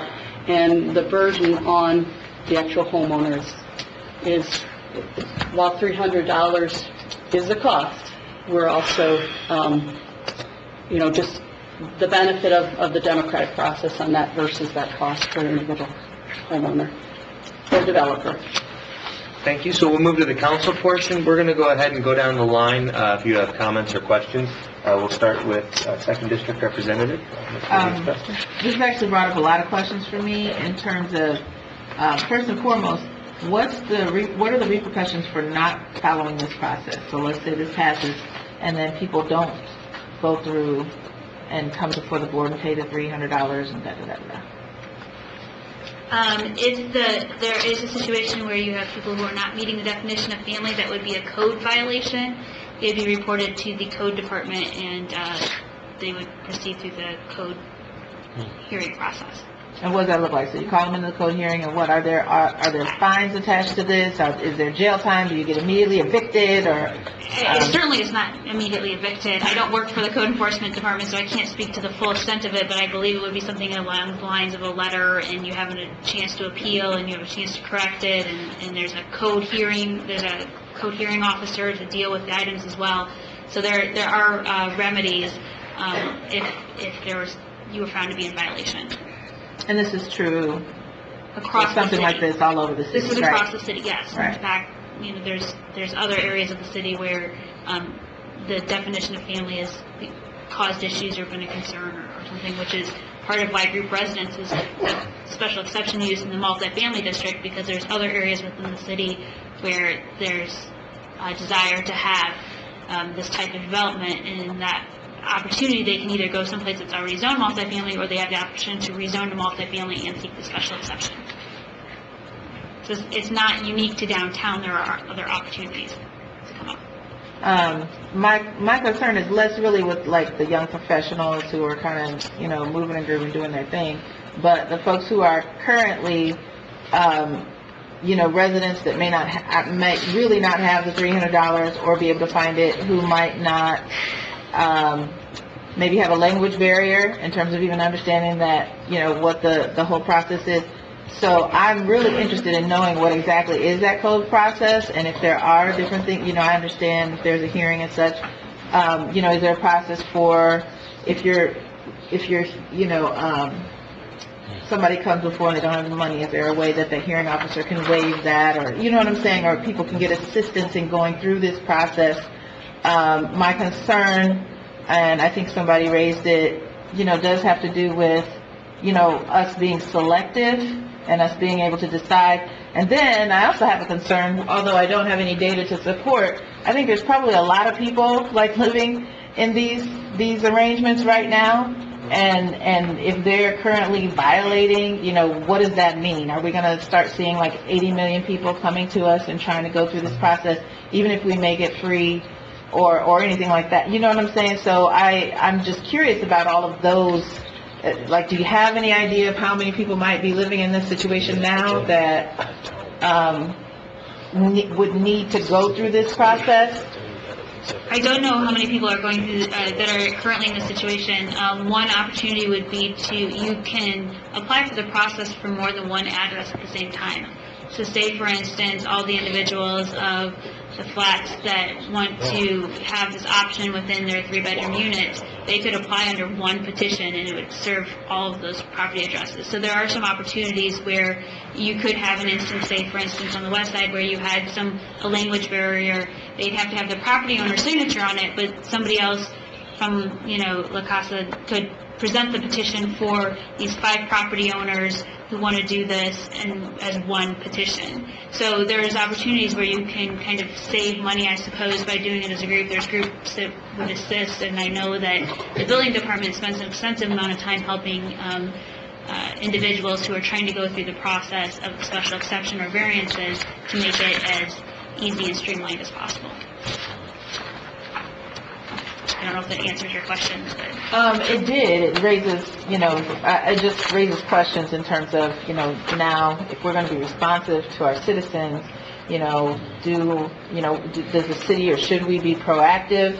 And in order to help people come into compliance with these issues, seek folks out, and then, provide a process for them to, my concern is, now I'm mad at Joe, and I happen to know that she, has this situation. Now am I going to go tell on her? That happens. And, so I'm just, I don't know. I mean, and this ordinance doesn't necessarily solve that problem, because apparently I've now become aware of it. And, and it's out there. So it just raises additional questions about how can we, look at this and really be responsive to what's happening in our community. And I don't have the answer for that. I don't know. I need more information. Joe, I know you made your comment during your vote. Okay, Dr. Burns?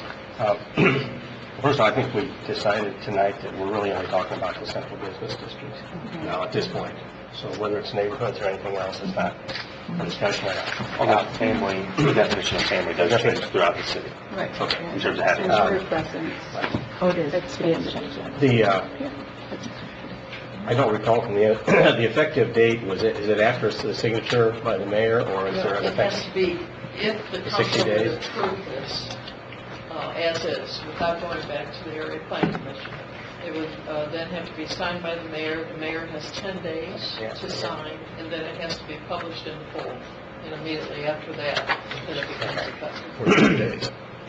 Because of, if, I don't know whether this will be adopted tonight or not, if it is, are we allowed to set an effective date at some time in the future?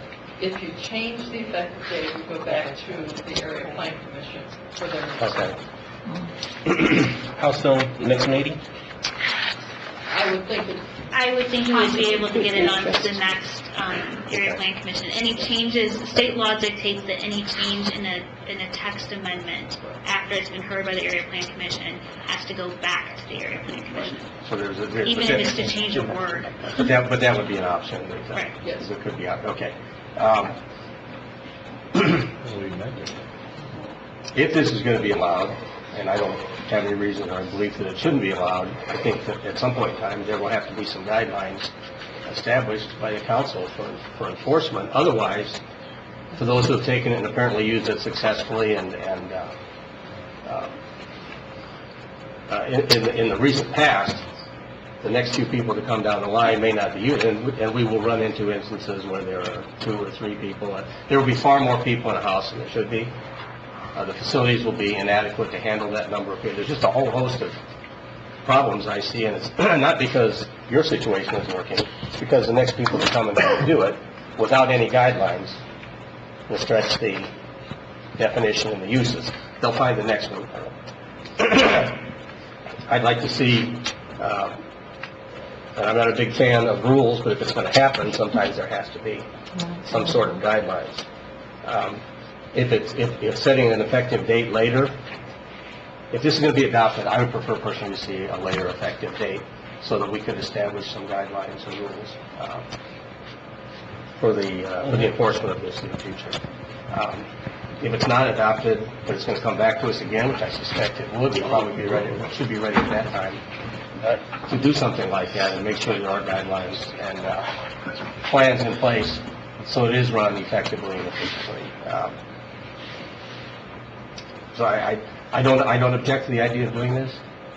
I just don't want to be sitting here a year from now or 2 years from now with all the complaints of the people who have had, too many people who have used it or used it unsuccessfully.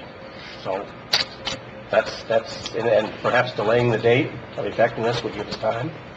Perhaps considering it later. Do we have time constraint with regard to having it adopted by? Yes, So we got time constraint there too. We have 90 days to act. So It started on August 17th. okay, so there's a time constraint on that end of it too. Pardon me? That applies for text amendments as well? Okay. We probably should have a discussion about whether or not you want to do something, approach it a little differently. That's my suggestion. I agree with Dr. Varner's suggestions to, let's look at, putting it all in one package with rules of how it's going to work, based on the new testimony that we've heard tonight. I think the central business district and related areas east of the river are so unique and are so attuned to what people like the developers there are wanting to do that there almost ought to be no restrictions at all. In that situation, you're not trying to preserve the integrity of a single family or even, area.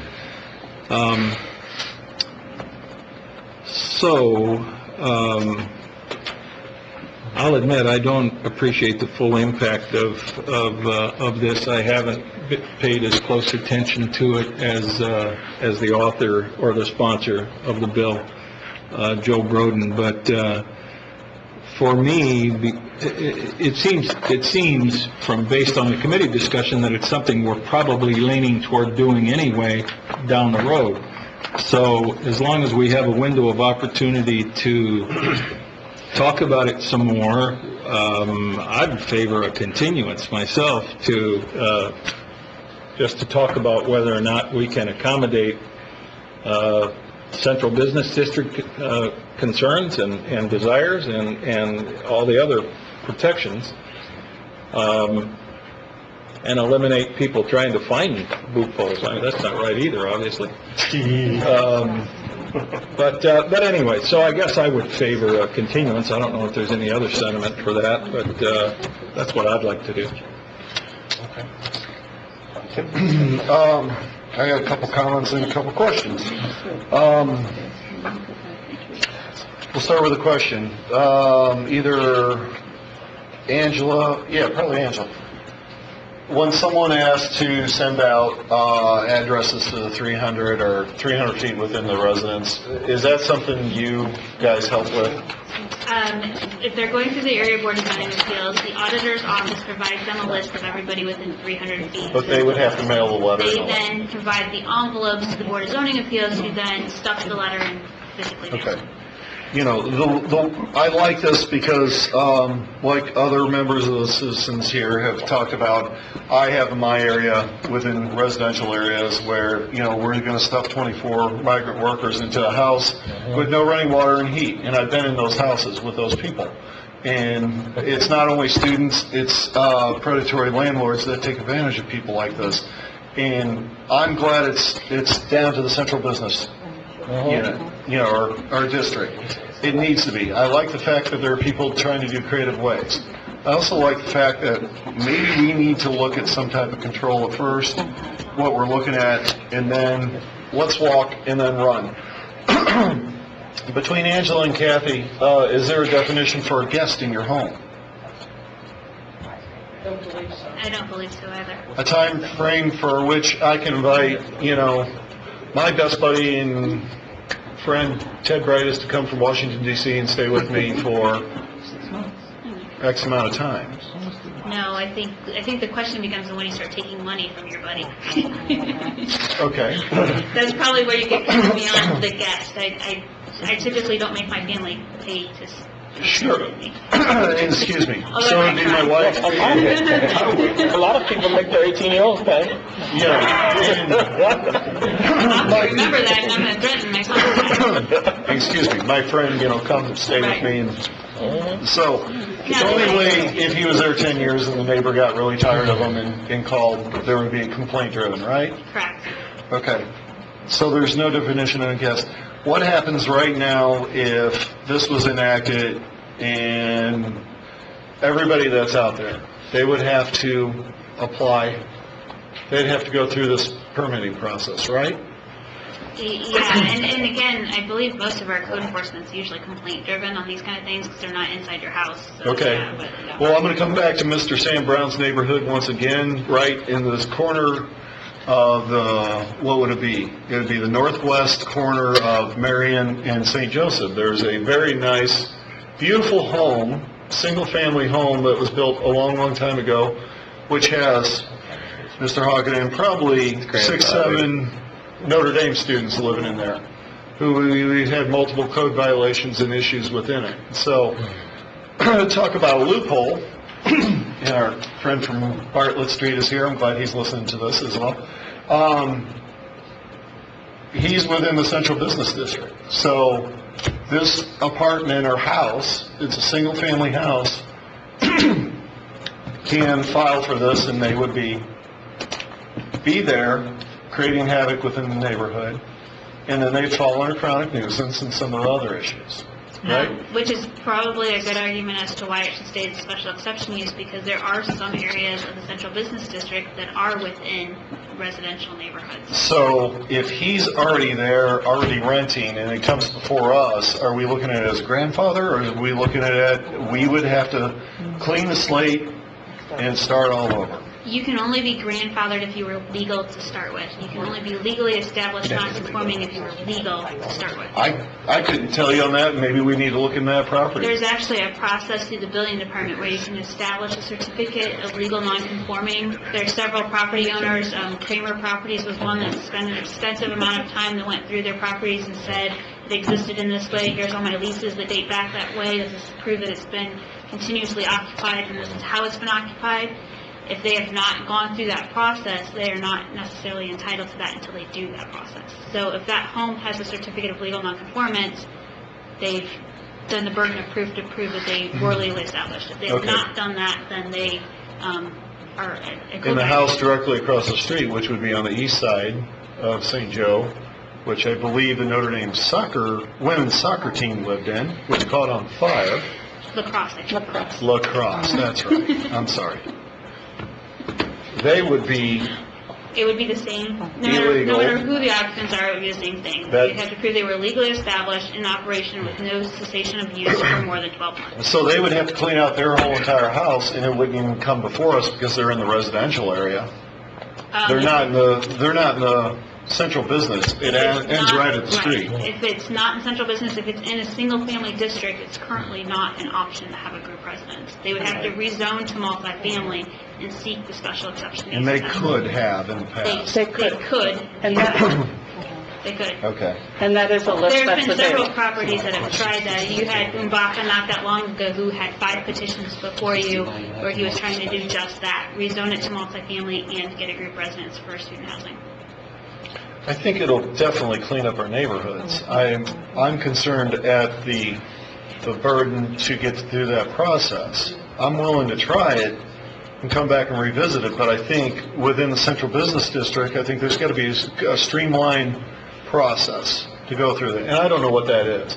I know the council before this, we voted to kind of change around how area plan and the council hears the zoning, so it fast tracks it. So we've actually taken 24 days out of the process. It used to be longer, which is good. So The special exception process is outlined by state law. Unfortunately, St. Joseph County is one of 2 counties in the entire state where it has the additional burden of coming to the council. Most jurisdictions throughout the state, it would be a 30-day process and would be done. Unfortunately, there are some limitations on how the process can be handled. I believe the Area Board of Zoning Appeals meets on the first Wednesday of every month, and I believe they typically are here the first Monday right after that. I don't know if they come the first Monday or the second Monday, but they're typically here immediately after that, so it's probably about as fast as we can get it right now. So while this helps and solves a lot of issues within my neighborhoods, I don't like the due burden, but it might be a first step to address. And I'm good. Thank you. I'm going to ask the petitioner in regards to what you've heard and the time frame as we move forward, what that should look like. It's really not a good position to be in when you hear individuals come before the council and say, we found loopholes to our advantage, and we're using those loopholes. You know, we do have a responsibility to respond to what we hear as well, but also we're hearing from our citizens as we look at the ordinance as before us. It's very limited to the central business district. And if we're going to treat certain districts differently, then we've got to have some parameters, and we have to know why we're doing what we're doing. Because you could have another district that would come and say, well, I want to be treated differently too. And I'm concerned about consistency. I'm concerned in regards to that when we do pass an ordinance, that we have all the guidelines and that we understand what the outcomes might be. But again, to hear that we found loopholes, and that's how do we respond to that as a council when we are looking forward to really establishing the very best that we can, not only for certain districts, but for the city as well. So I would like to ask the petitioner, based on what you've heard in regards to the time frame, and what are some of your concerns in regards to this particular ordinance, where we're at this particular time? Well, I would say, the consistency is it's important, and that's why across all the districts, you know, there's an ease that comes to the process if everyone knows what the process is. And, you know, so across multifamily 1, multifamily 2, and mixed use, same, you know, in central business district, again, we're not precluding, we're allowing for the group residences that everyone would like to see. I mean, I think I've consistently heard that from everyone here, is we want those congregate, creative opportunities for people to reside together.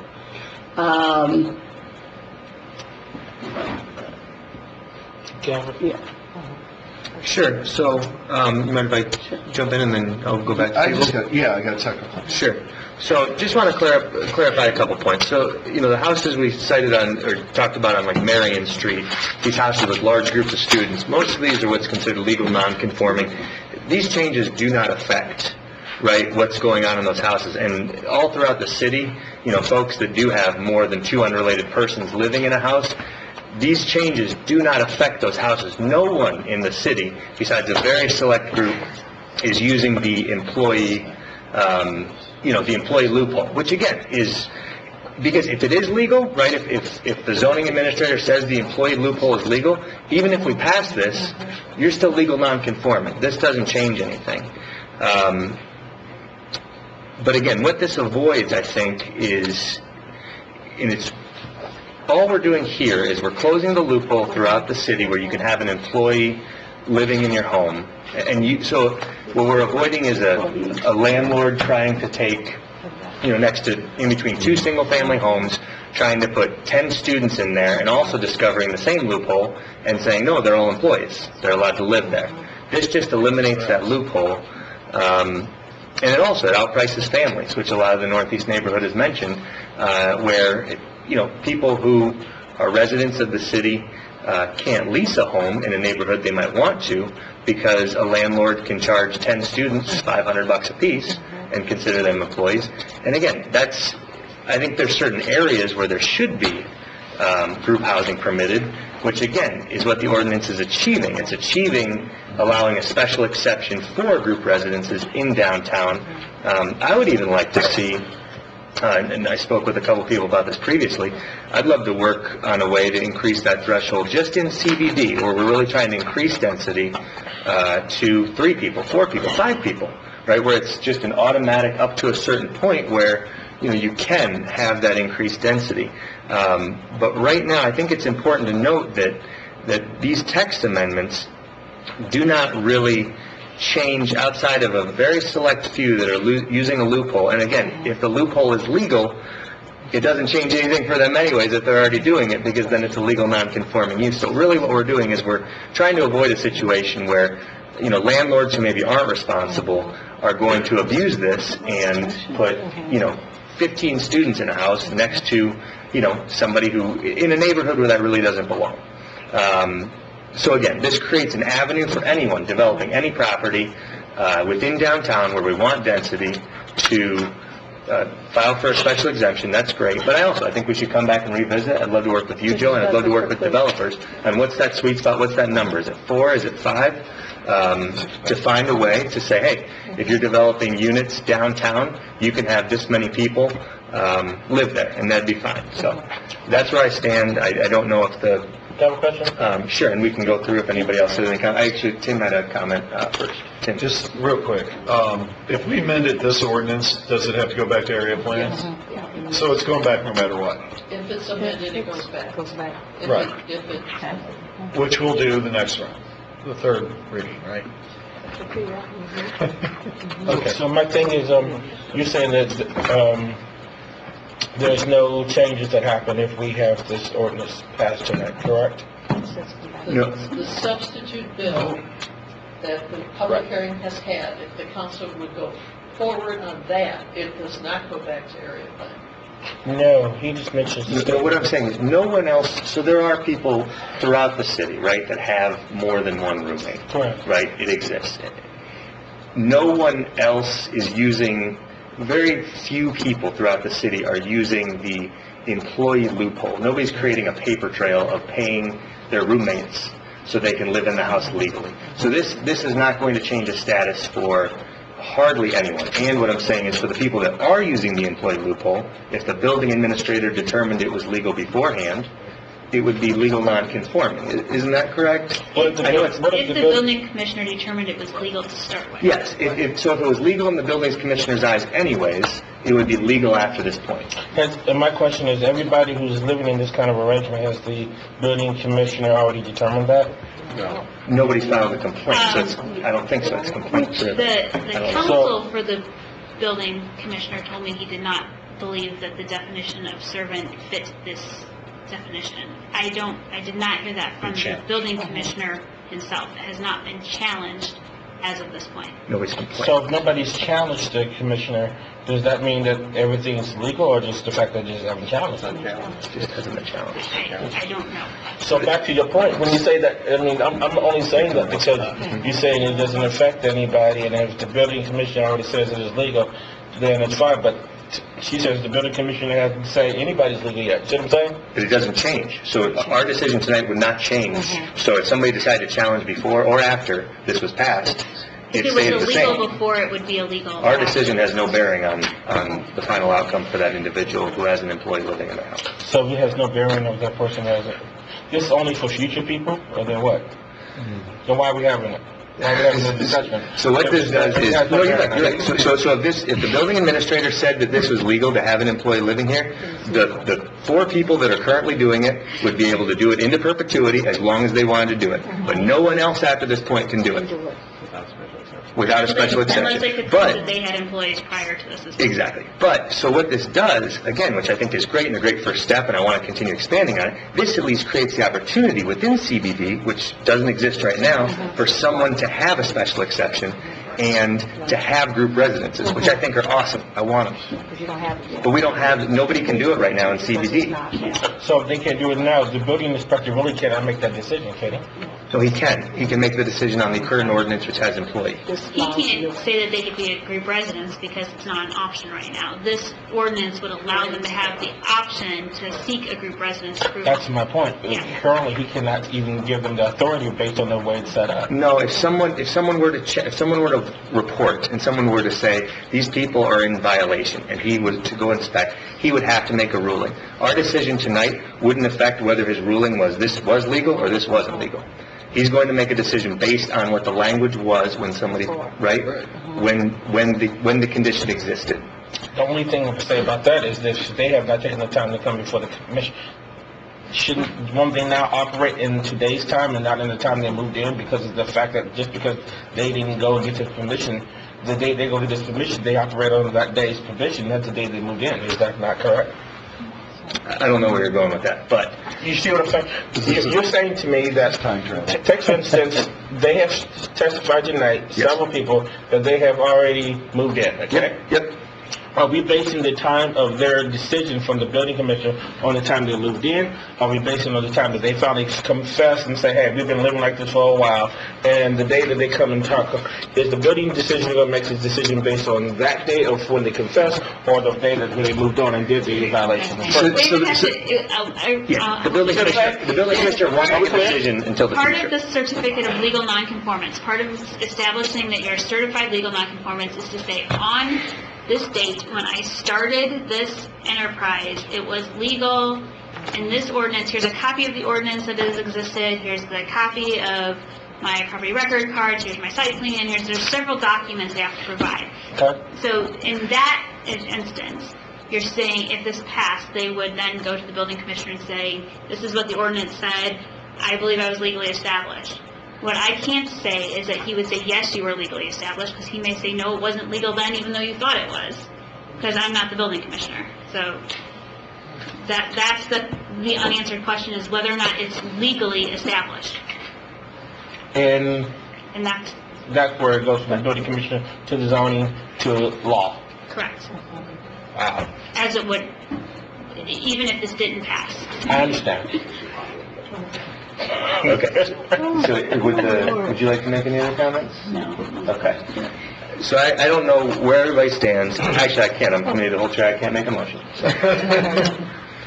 I do want to point out one thing, because I think for clarity, that, Ms. White, you were asking about the special treatment for certain districts. What we did in determining this is, we looked at the line right below the highlighted one. The places where multifamily is permitted outright, elsewhere, multifamily 1, multifamily 2, and mixed use were where they were already allowed to do the special exception. And so we said, wait a second, they're permitted outright in downtown, why don't we have that option?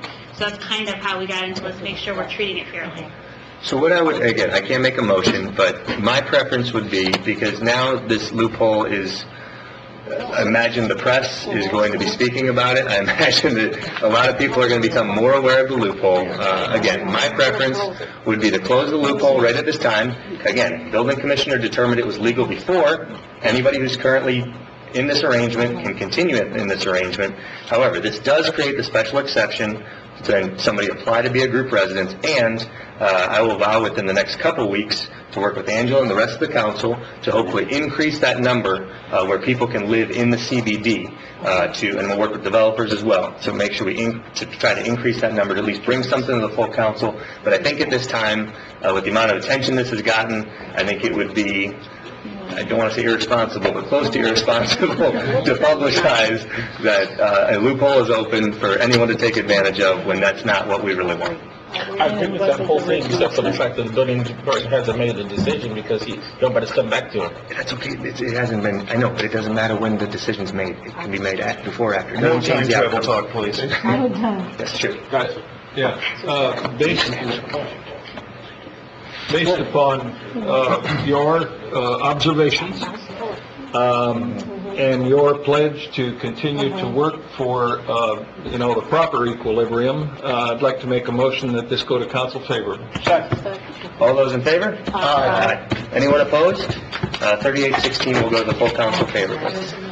As amended. Would like to entertain a motion to resolve from the committee of the whole. Second. All those in favor? Aye.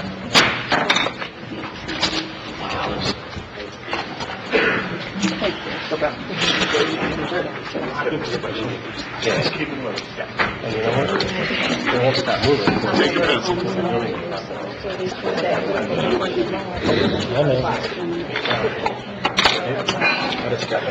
Hey, once this is passed, I'm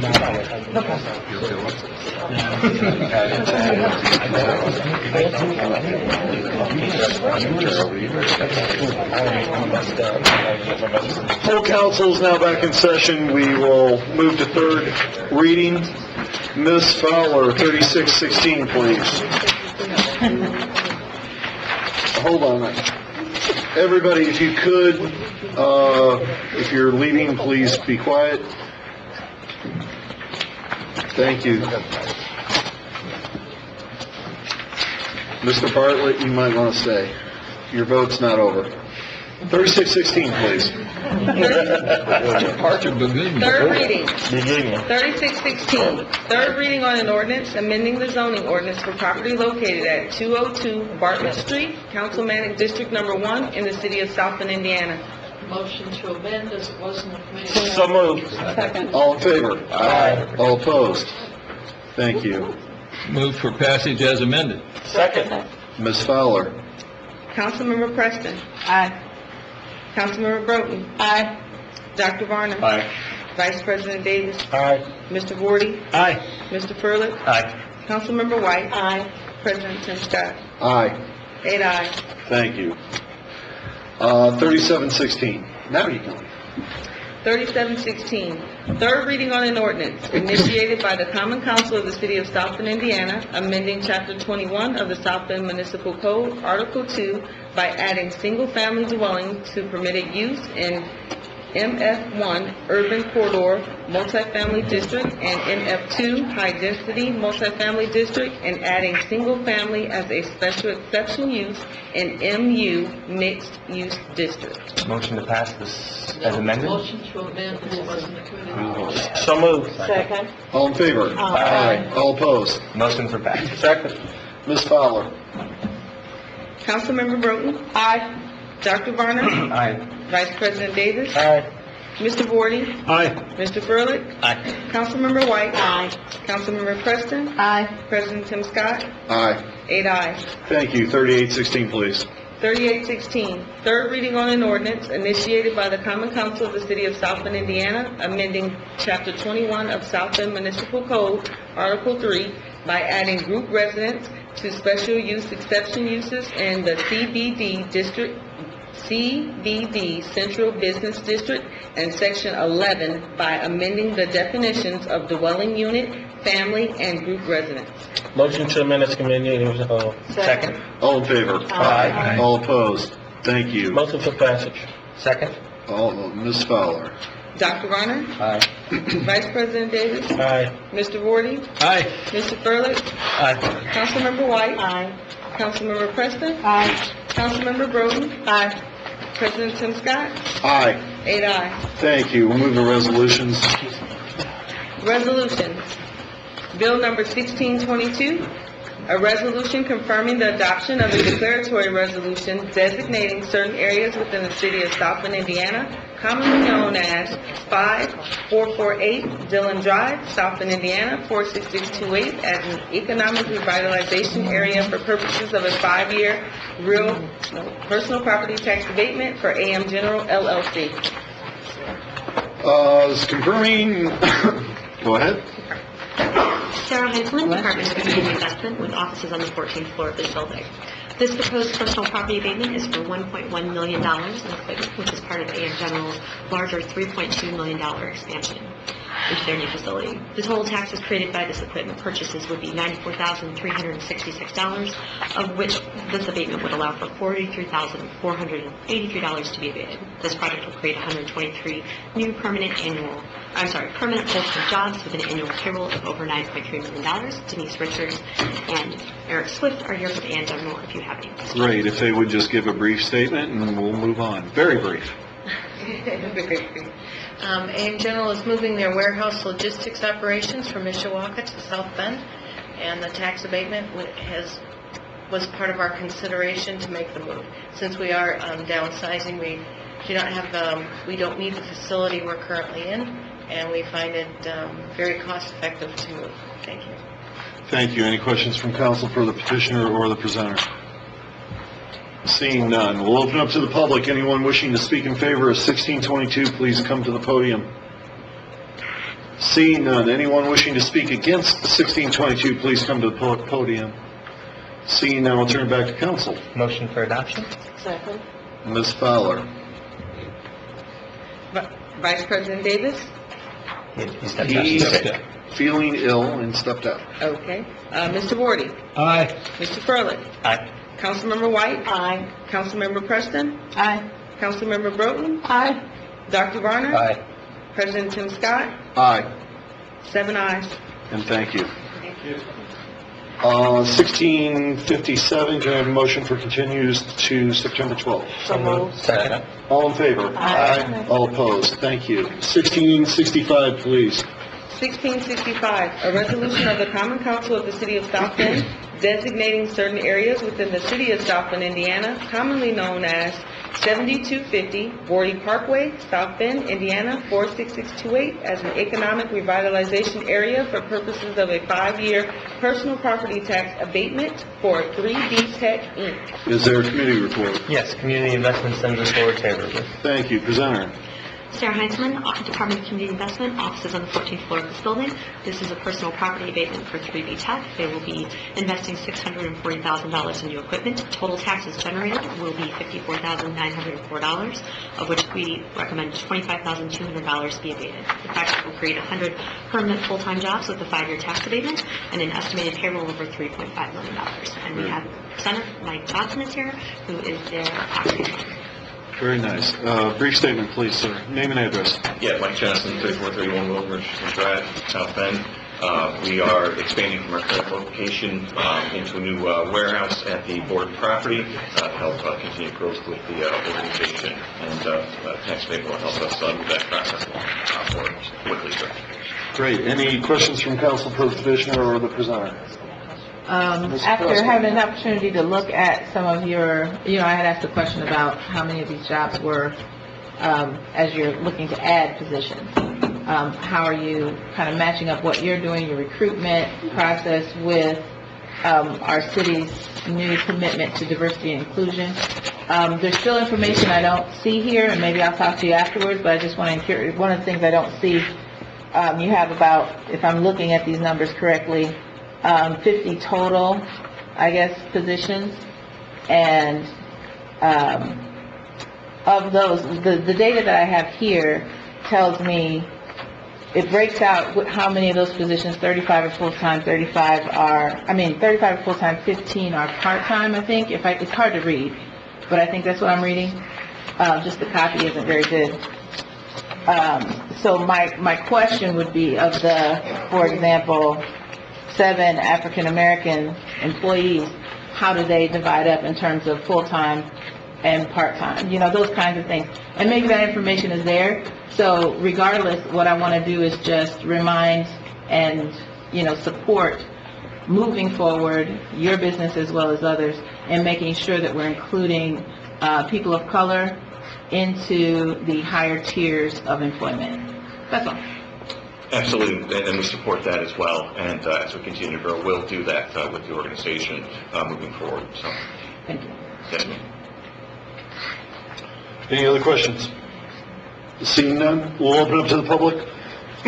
Anyone wishing to speak in favor of 1665, please come to the podium. Seeing none, anyone wishing to speak against 1665, please come to the podium.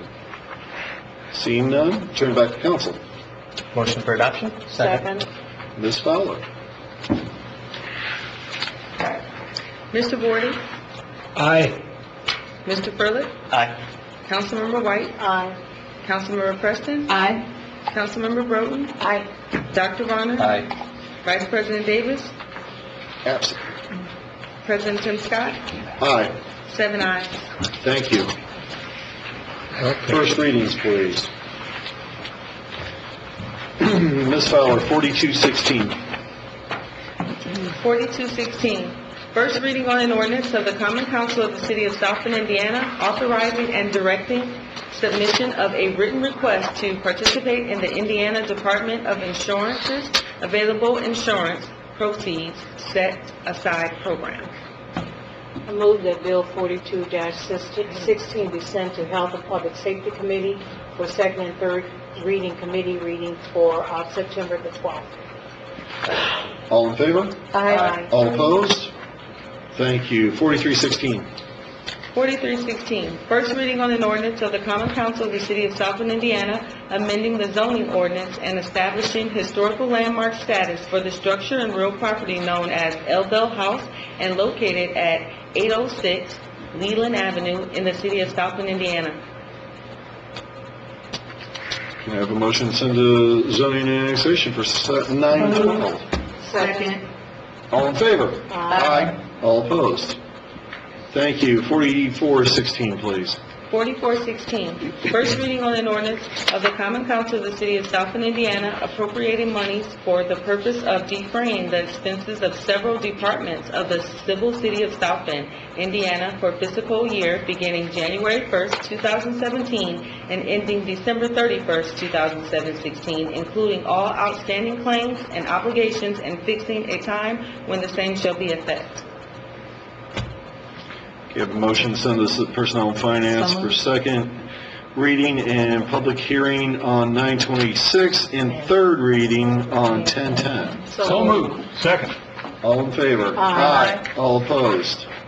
Thank you. 4516. 4516, first reading on an ordinance of the Common Council of the City of South Bend, Indiana, appropriating monies for the purposes of defraying the expenses of the designated enterprise fund of the City of South Bend, Indiana for the fiscal year beginning in January 1st of 2017 and ending December 31st of 2017, including all outstanding claims, obligations, and fixing a time when the same shall take effect. Again, can I have a motion for send this to Personnel and Finance for second and public hearing on 926 and third reading on 1010? So moved. Second. All in favor? Aye. All opposed? Thank you. 4616. 4616, first reading on an ordinance of the City of South Bend, Indiana, levying taxes and fixing the rate of taxation for the purpose of raising revenues to meet the necessary expenses of the civil city of South Bend for the fiscal year ending in December 31st, 2017. Make a motion that Bill 46-16 be sent to Personnel and Finance Committee for public hearing committee meeting for September the 26th, third reading for October 10th. Second. All in favor? Aye. All opposed? Thank you. 4716, please. 4716, first reading on an ordinance of the Common Council of the City of South Bend, Indiana, appropriating, adopting, and approving the South Bend Public Transportation Corporation's 2017 budget and levying the tax and fixing the rate of the taxation for the purpose of raising revenue to fund the South Bend Public Transportation Corporation, South Bend, Indiana, for the fiscal year ending in December 31st, 2017. Make a motion that Bill 47-16 was sent to Personnel and Finance Committee for second reading and public hearing for September the 26th and for third reading for October the 10th, 2016. All in favor? Aye. All opposed? Thank you. Unfinished business, 1664, please. Motion to send to ZNA for 912. Second. All in favor? Aye. All opposed? Any new business? Is it possible, just for clarification purposes for the public, with the four budget-related, the 4416, 4516, 4616, 4716, that, this is budget considerations, and we want every, individual, no. But, Yes. there's a lot of terminology here, and I don't want the public to get lost in that terminology. We are going to be looking at the City of South Bend's budget, at two upcoming meetings, specifically as a full council, but then also within our committees, and maybe we could repost that information, so that by department, if individuals want to be a part of the audience and hearing at our committee levels, what is proposed on a department-by-department basis, that they're part of all of these public meetings coming forward. I just think it can get lost in all of this big language.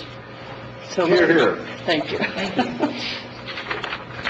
Any other new business? Nope. Actually, yes, there is. Mr. Dave? We continue today the resolution on clean energy. That's now available. I'm sorry. Go ahead. It's going to be available. It should be on the website. Have we posted that yet? Okay, we should get that and post it so people can see what the consideration. It's just a resolution. It's a substitute. It's a substitute resolution. We but will it can mark be- it, we will mark it as draft. Okay, Okay. that's great. Thank you. Okay. Anything else? Nope. At this time, we'll turn to the privilege of the floor. I'll ask Gavin Furlick to keep the time. Each citizen has 3 minutes to talk about anything that did not appear on the agenda tonight or was discussed tonight. And you have 3 minutes. State your name and address and go. My name is Samuel Brown. I live at 222 East Nebraska, East South Bend. I represent a watchdog group called Citizens United for Better Government. And I really would like to, I don't have enough time here, but I'm going to try to squeeze this as much as I can. The head of my household told me not to come back unless I bring this up in front of the council about this flood insurance. I live a block from the river, and I've been told by the head of my household that that house is going to get washed away into the St. Joe River. The only way you can get flood insurance certified is by FEMA. And the only agents near me is Elkhart, Indiana, Crown Point, and Addison, Illinois. I can get flood insurance in Elkhart or Crown Point or Addison, but it's going to cost me $799 a year because I live in a high-risk area. I've been so close to that river. In the time I lived there, the river has came up to the middle of my front porch in the street. It has done that. And with all the floodings going on over the United States, she's determined that that's going to happen again, and the house is going to get washed away. So, only way we can get this lowered is South Bend become a CRS qualifier, and that would lower the insurance down to roughly from $79 to $350. And I'm going to leave this with the council, but then this is going to take some research. And I'd like for someone to get back with me about this flood insurance. Or I'm going to end up having to pay the $779 so I can have a place to live. Because she determined that this house is going to get washed in the St. Joe River. So I'm not going to say anything that it won't happen, but I need a place to live at night. So I brought it to the council. I'm going to drop this off, and so I can have a place to sleep. Please check into this. That's all I ask. Thank you, sir. Next name and address, please. Jesse Davis, P.O. Box 10205, South Bend, Indiana. I also had a couple of questions about the torrential rains and the floods. Number one, we several years back had, 6.5 inches of rain. Didn't see nearly the flooding that we saw this time around. I was kind of curious if there's been any funding, whether it came from grants or, funding that the council has put out there to, number one, clean up our waterways, Bowman Creek, any other creeks. Bowman Creek, for one, is terrible, even now, after the rain. Right by Indiana Avenue, there's a huge dam. It looks like a beaver built it. It's been there for a long, long time. That restricts water flow, and if you've got a restricted water flow, the flooding is going to be worse. The grates over by Riley High School, where it goes underneath the parking lot at Riley, those grates were cleaned with a backhoe the day after the rain, and they destroyed the grates in there. So now we're going to have to pay to replace those. And those also haven't been cleaned for quite a while. You can go there and look, there's ivy growing in them that's still not removed in the one end. So, that indicates they haven't been cleaned up properly for a long time. So, has there been any grant money? Has there been money allocated by the council? Who's in charge of taking care of that? Is it Park Department, Sewer Department, whomever? That's part of our infrastructure, technically, so that the water does shed away. And if that's not being maintained, then who's responsible for the severity of the flooding? Because we're not maintaining those things. The other question I had, I saw an article today, and I believe maybe Tim Scott shared it on the council page, about backwater valves, and the city's now going to pay half up to $1,500. How is that program going to be ran? Is it being ran through the people that were running the sewer insurance program, which we've had numerous issues in federal investigations, state investigations? How are they determining what contractors are putting those in? So on and so forth. There wasn't very much information put out there today, so where can I get that information? Because I'd like to know how that's working. That is work that we do and several other local contractors, so I don't want to see that ran like the sewer program where one particular contractor gets all that work. We're talking, thousands of homes in South Bend that are going to need this. 20 seconds. So that's just something else I'd like y'all to look into, and maybe we can get a little more information on that. Okay. Thank you. Next, name and address, please. Hi, good evening. I was asked here by Joe Brogan. Thank you for having me here, Joe. I'm Eileen Sullivan. You guys probably know my name. This is my house on Pyle Avenue. Take a look at the pictures. Caused by sewers that is owned by the city. The damage.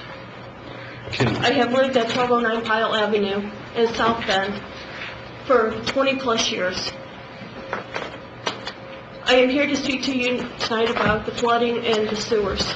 Our home on Pyle had 10 inches of raw sewer water in the basement. This happened on the morning of the 16th. This has happened 6 times to our home since 1994. The first encounter was in the summer of 1994, just a few days after we had purchased our home. Could you guys imagine waking up to that mess in your home?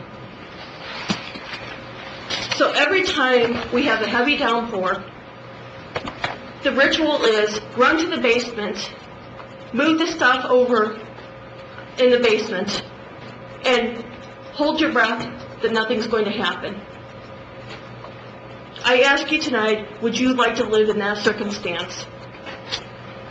Each time this happens, the first phone call I make is to the sewer department. You want to know what I'm told as a resident? Put a claim into your homeowners. I have done this in the past. This time I'm not able to, because I'm rolling the chance of being canceled by my homeowners. I ask you, do you think that it is fair for the damages in our home that was caused by the city property that we should have to pay for that? Let me ask you another question. Do you know what actually that sewer insurance covers? I did some studying. It covers from my basement wall on the outside to the curb of blockages and collapse. That's it. I get nothing but static every time I make a phone call to the sewer department when this happens. The sad thing is, our sewers in our neighborhood was redone in 2008 or 2009, the fall. You have 30 seconds. Okay? So, the bottom line is, let me tell you what this has cost my family. I could have built a brand new house with the money we put in our basement. I could have bought several new cars. I could have paid for my college education. What is it going to take for this issue to stop in my neighborhood? You want to know what they could have did in 2009? Put a check valve at the curb like what is being proposed right now to stop this. You know how much it's going to cost me as a homeowner? $1,000 plus. And ma'am, your time is up. Thank you. Next name and address. Jason Benicki, Critchlow, 3822 West Moore Street. And I feel like I'm going to be beating a drum here, almost a dead horse, on the sewer issue. But almost in the immediate aftermath of this, we saw the computer company that we hired to manage our sewer project run to the news and brag about how they averted the crisis, that there's no way that they can prove they averted. I also managed to do plenty of driving around and saw that a great deal of the wastewater treatment plant retaining tanks had flooded over. So even if they kept it from going in the sewer through the sewer outshoot, it definitely made it into the groundwater and into the river, to the overflowing there. How long do we need? We know that the sewer project has a great price tag, but at some point we have to look into something that solves this issue of how we handle our wastewater, how we handle pollution into the river, and how we take care of our residents. Because I can say, by the grace of God, I was lucky. My basement, I woke up to a puddle this big in my basement where it came up through the washer drain tub, and I was the lucky house in my neighborhood, because if you go up and down it, you can see all the trash and all the furniture and everything else brought out of the basements that was absolutely destroyed. You know, I understand that at the end of the day, $1 billion is a lot to finance, but we've known for almost a decade now that this had to be addressed, that this issue is ongoing, that in an aging city that these problems exist and we have to pay for them whether we like to or not. Delaying any further is just irresponsible and going to continue to raise the price tag of this project. You know, how long do we wait? How many residents' homes have to be destroyed? And again, some of the ones here are lucky because I've seen entire foundations wiped out. We all have. And like our emergency management said, we're looking at a minimum of 60 houses completely gone because of this. You know, so it's time to act. Whether the mayor wants to or not, whether he wants to pretend technology is the solution or not. At the end of the day, we know we're changing the sewers out, going to bigger sewers. Gravity is one of our great friends in this situation. You know, bigger retaining tanks, better systems. There are already ways in place. So make sure before we pass this budget that we have something in plan to start moving forward and preventing these tragedies from happening again. Okay, thank you. With that, ask for a motion to adjourn. Motion to adjourn. All in favor? Aye. All opposed? Thank you. Good night, everybody.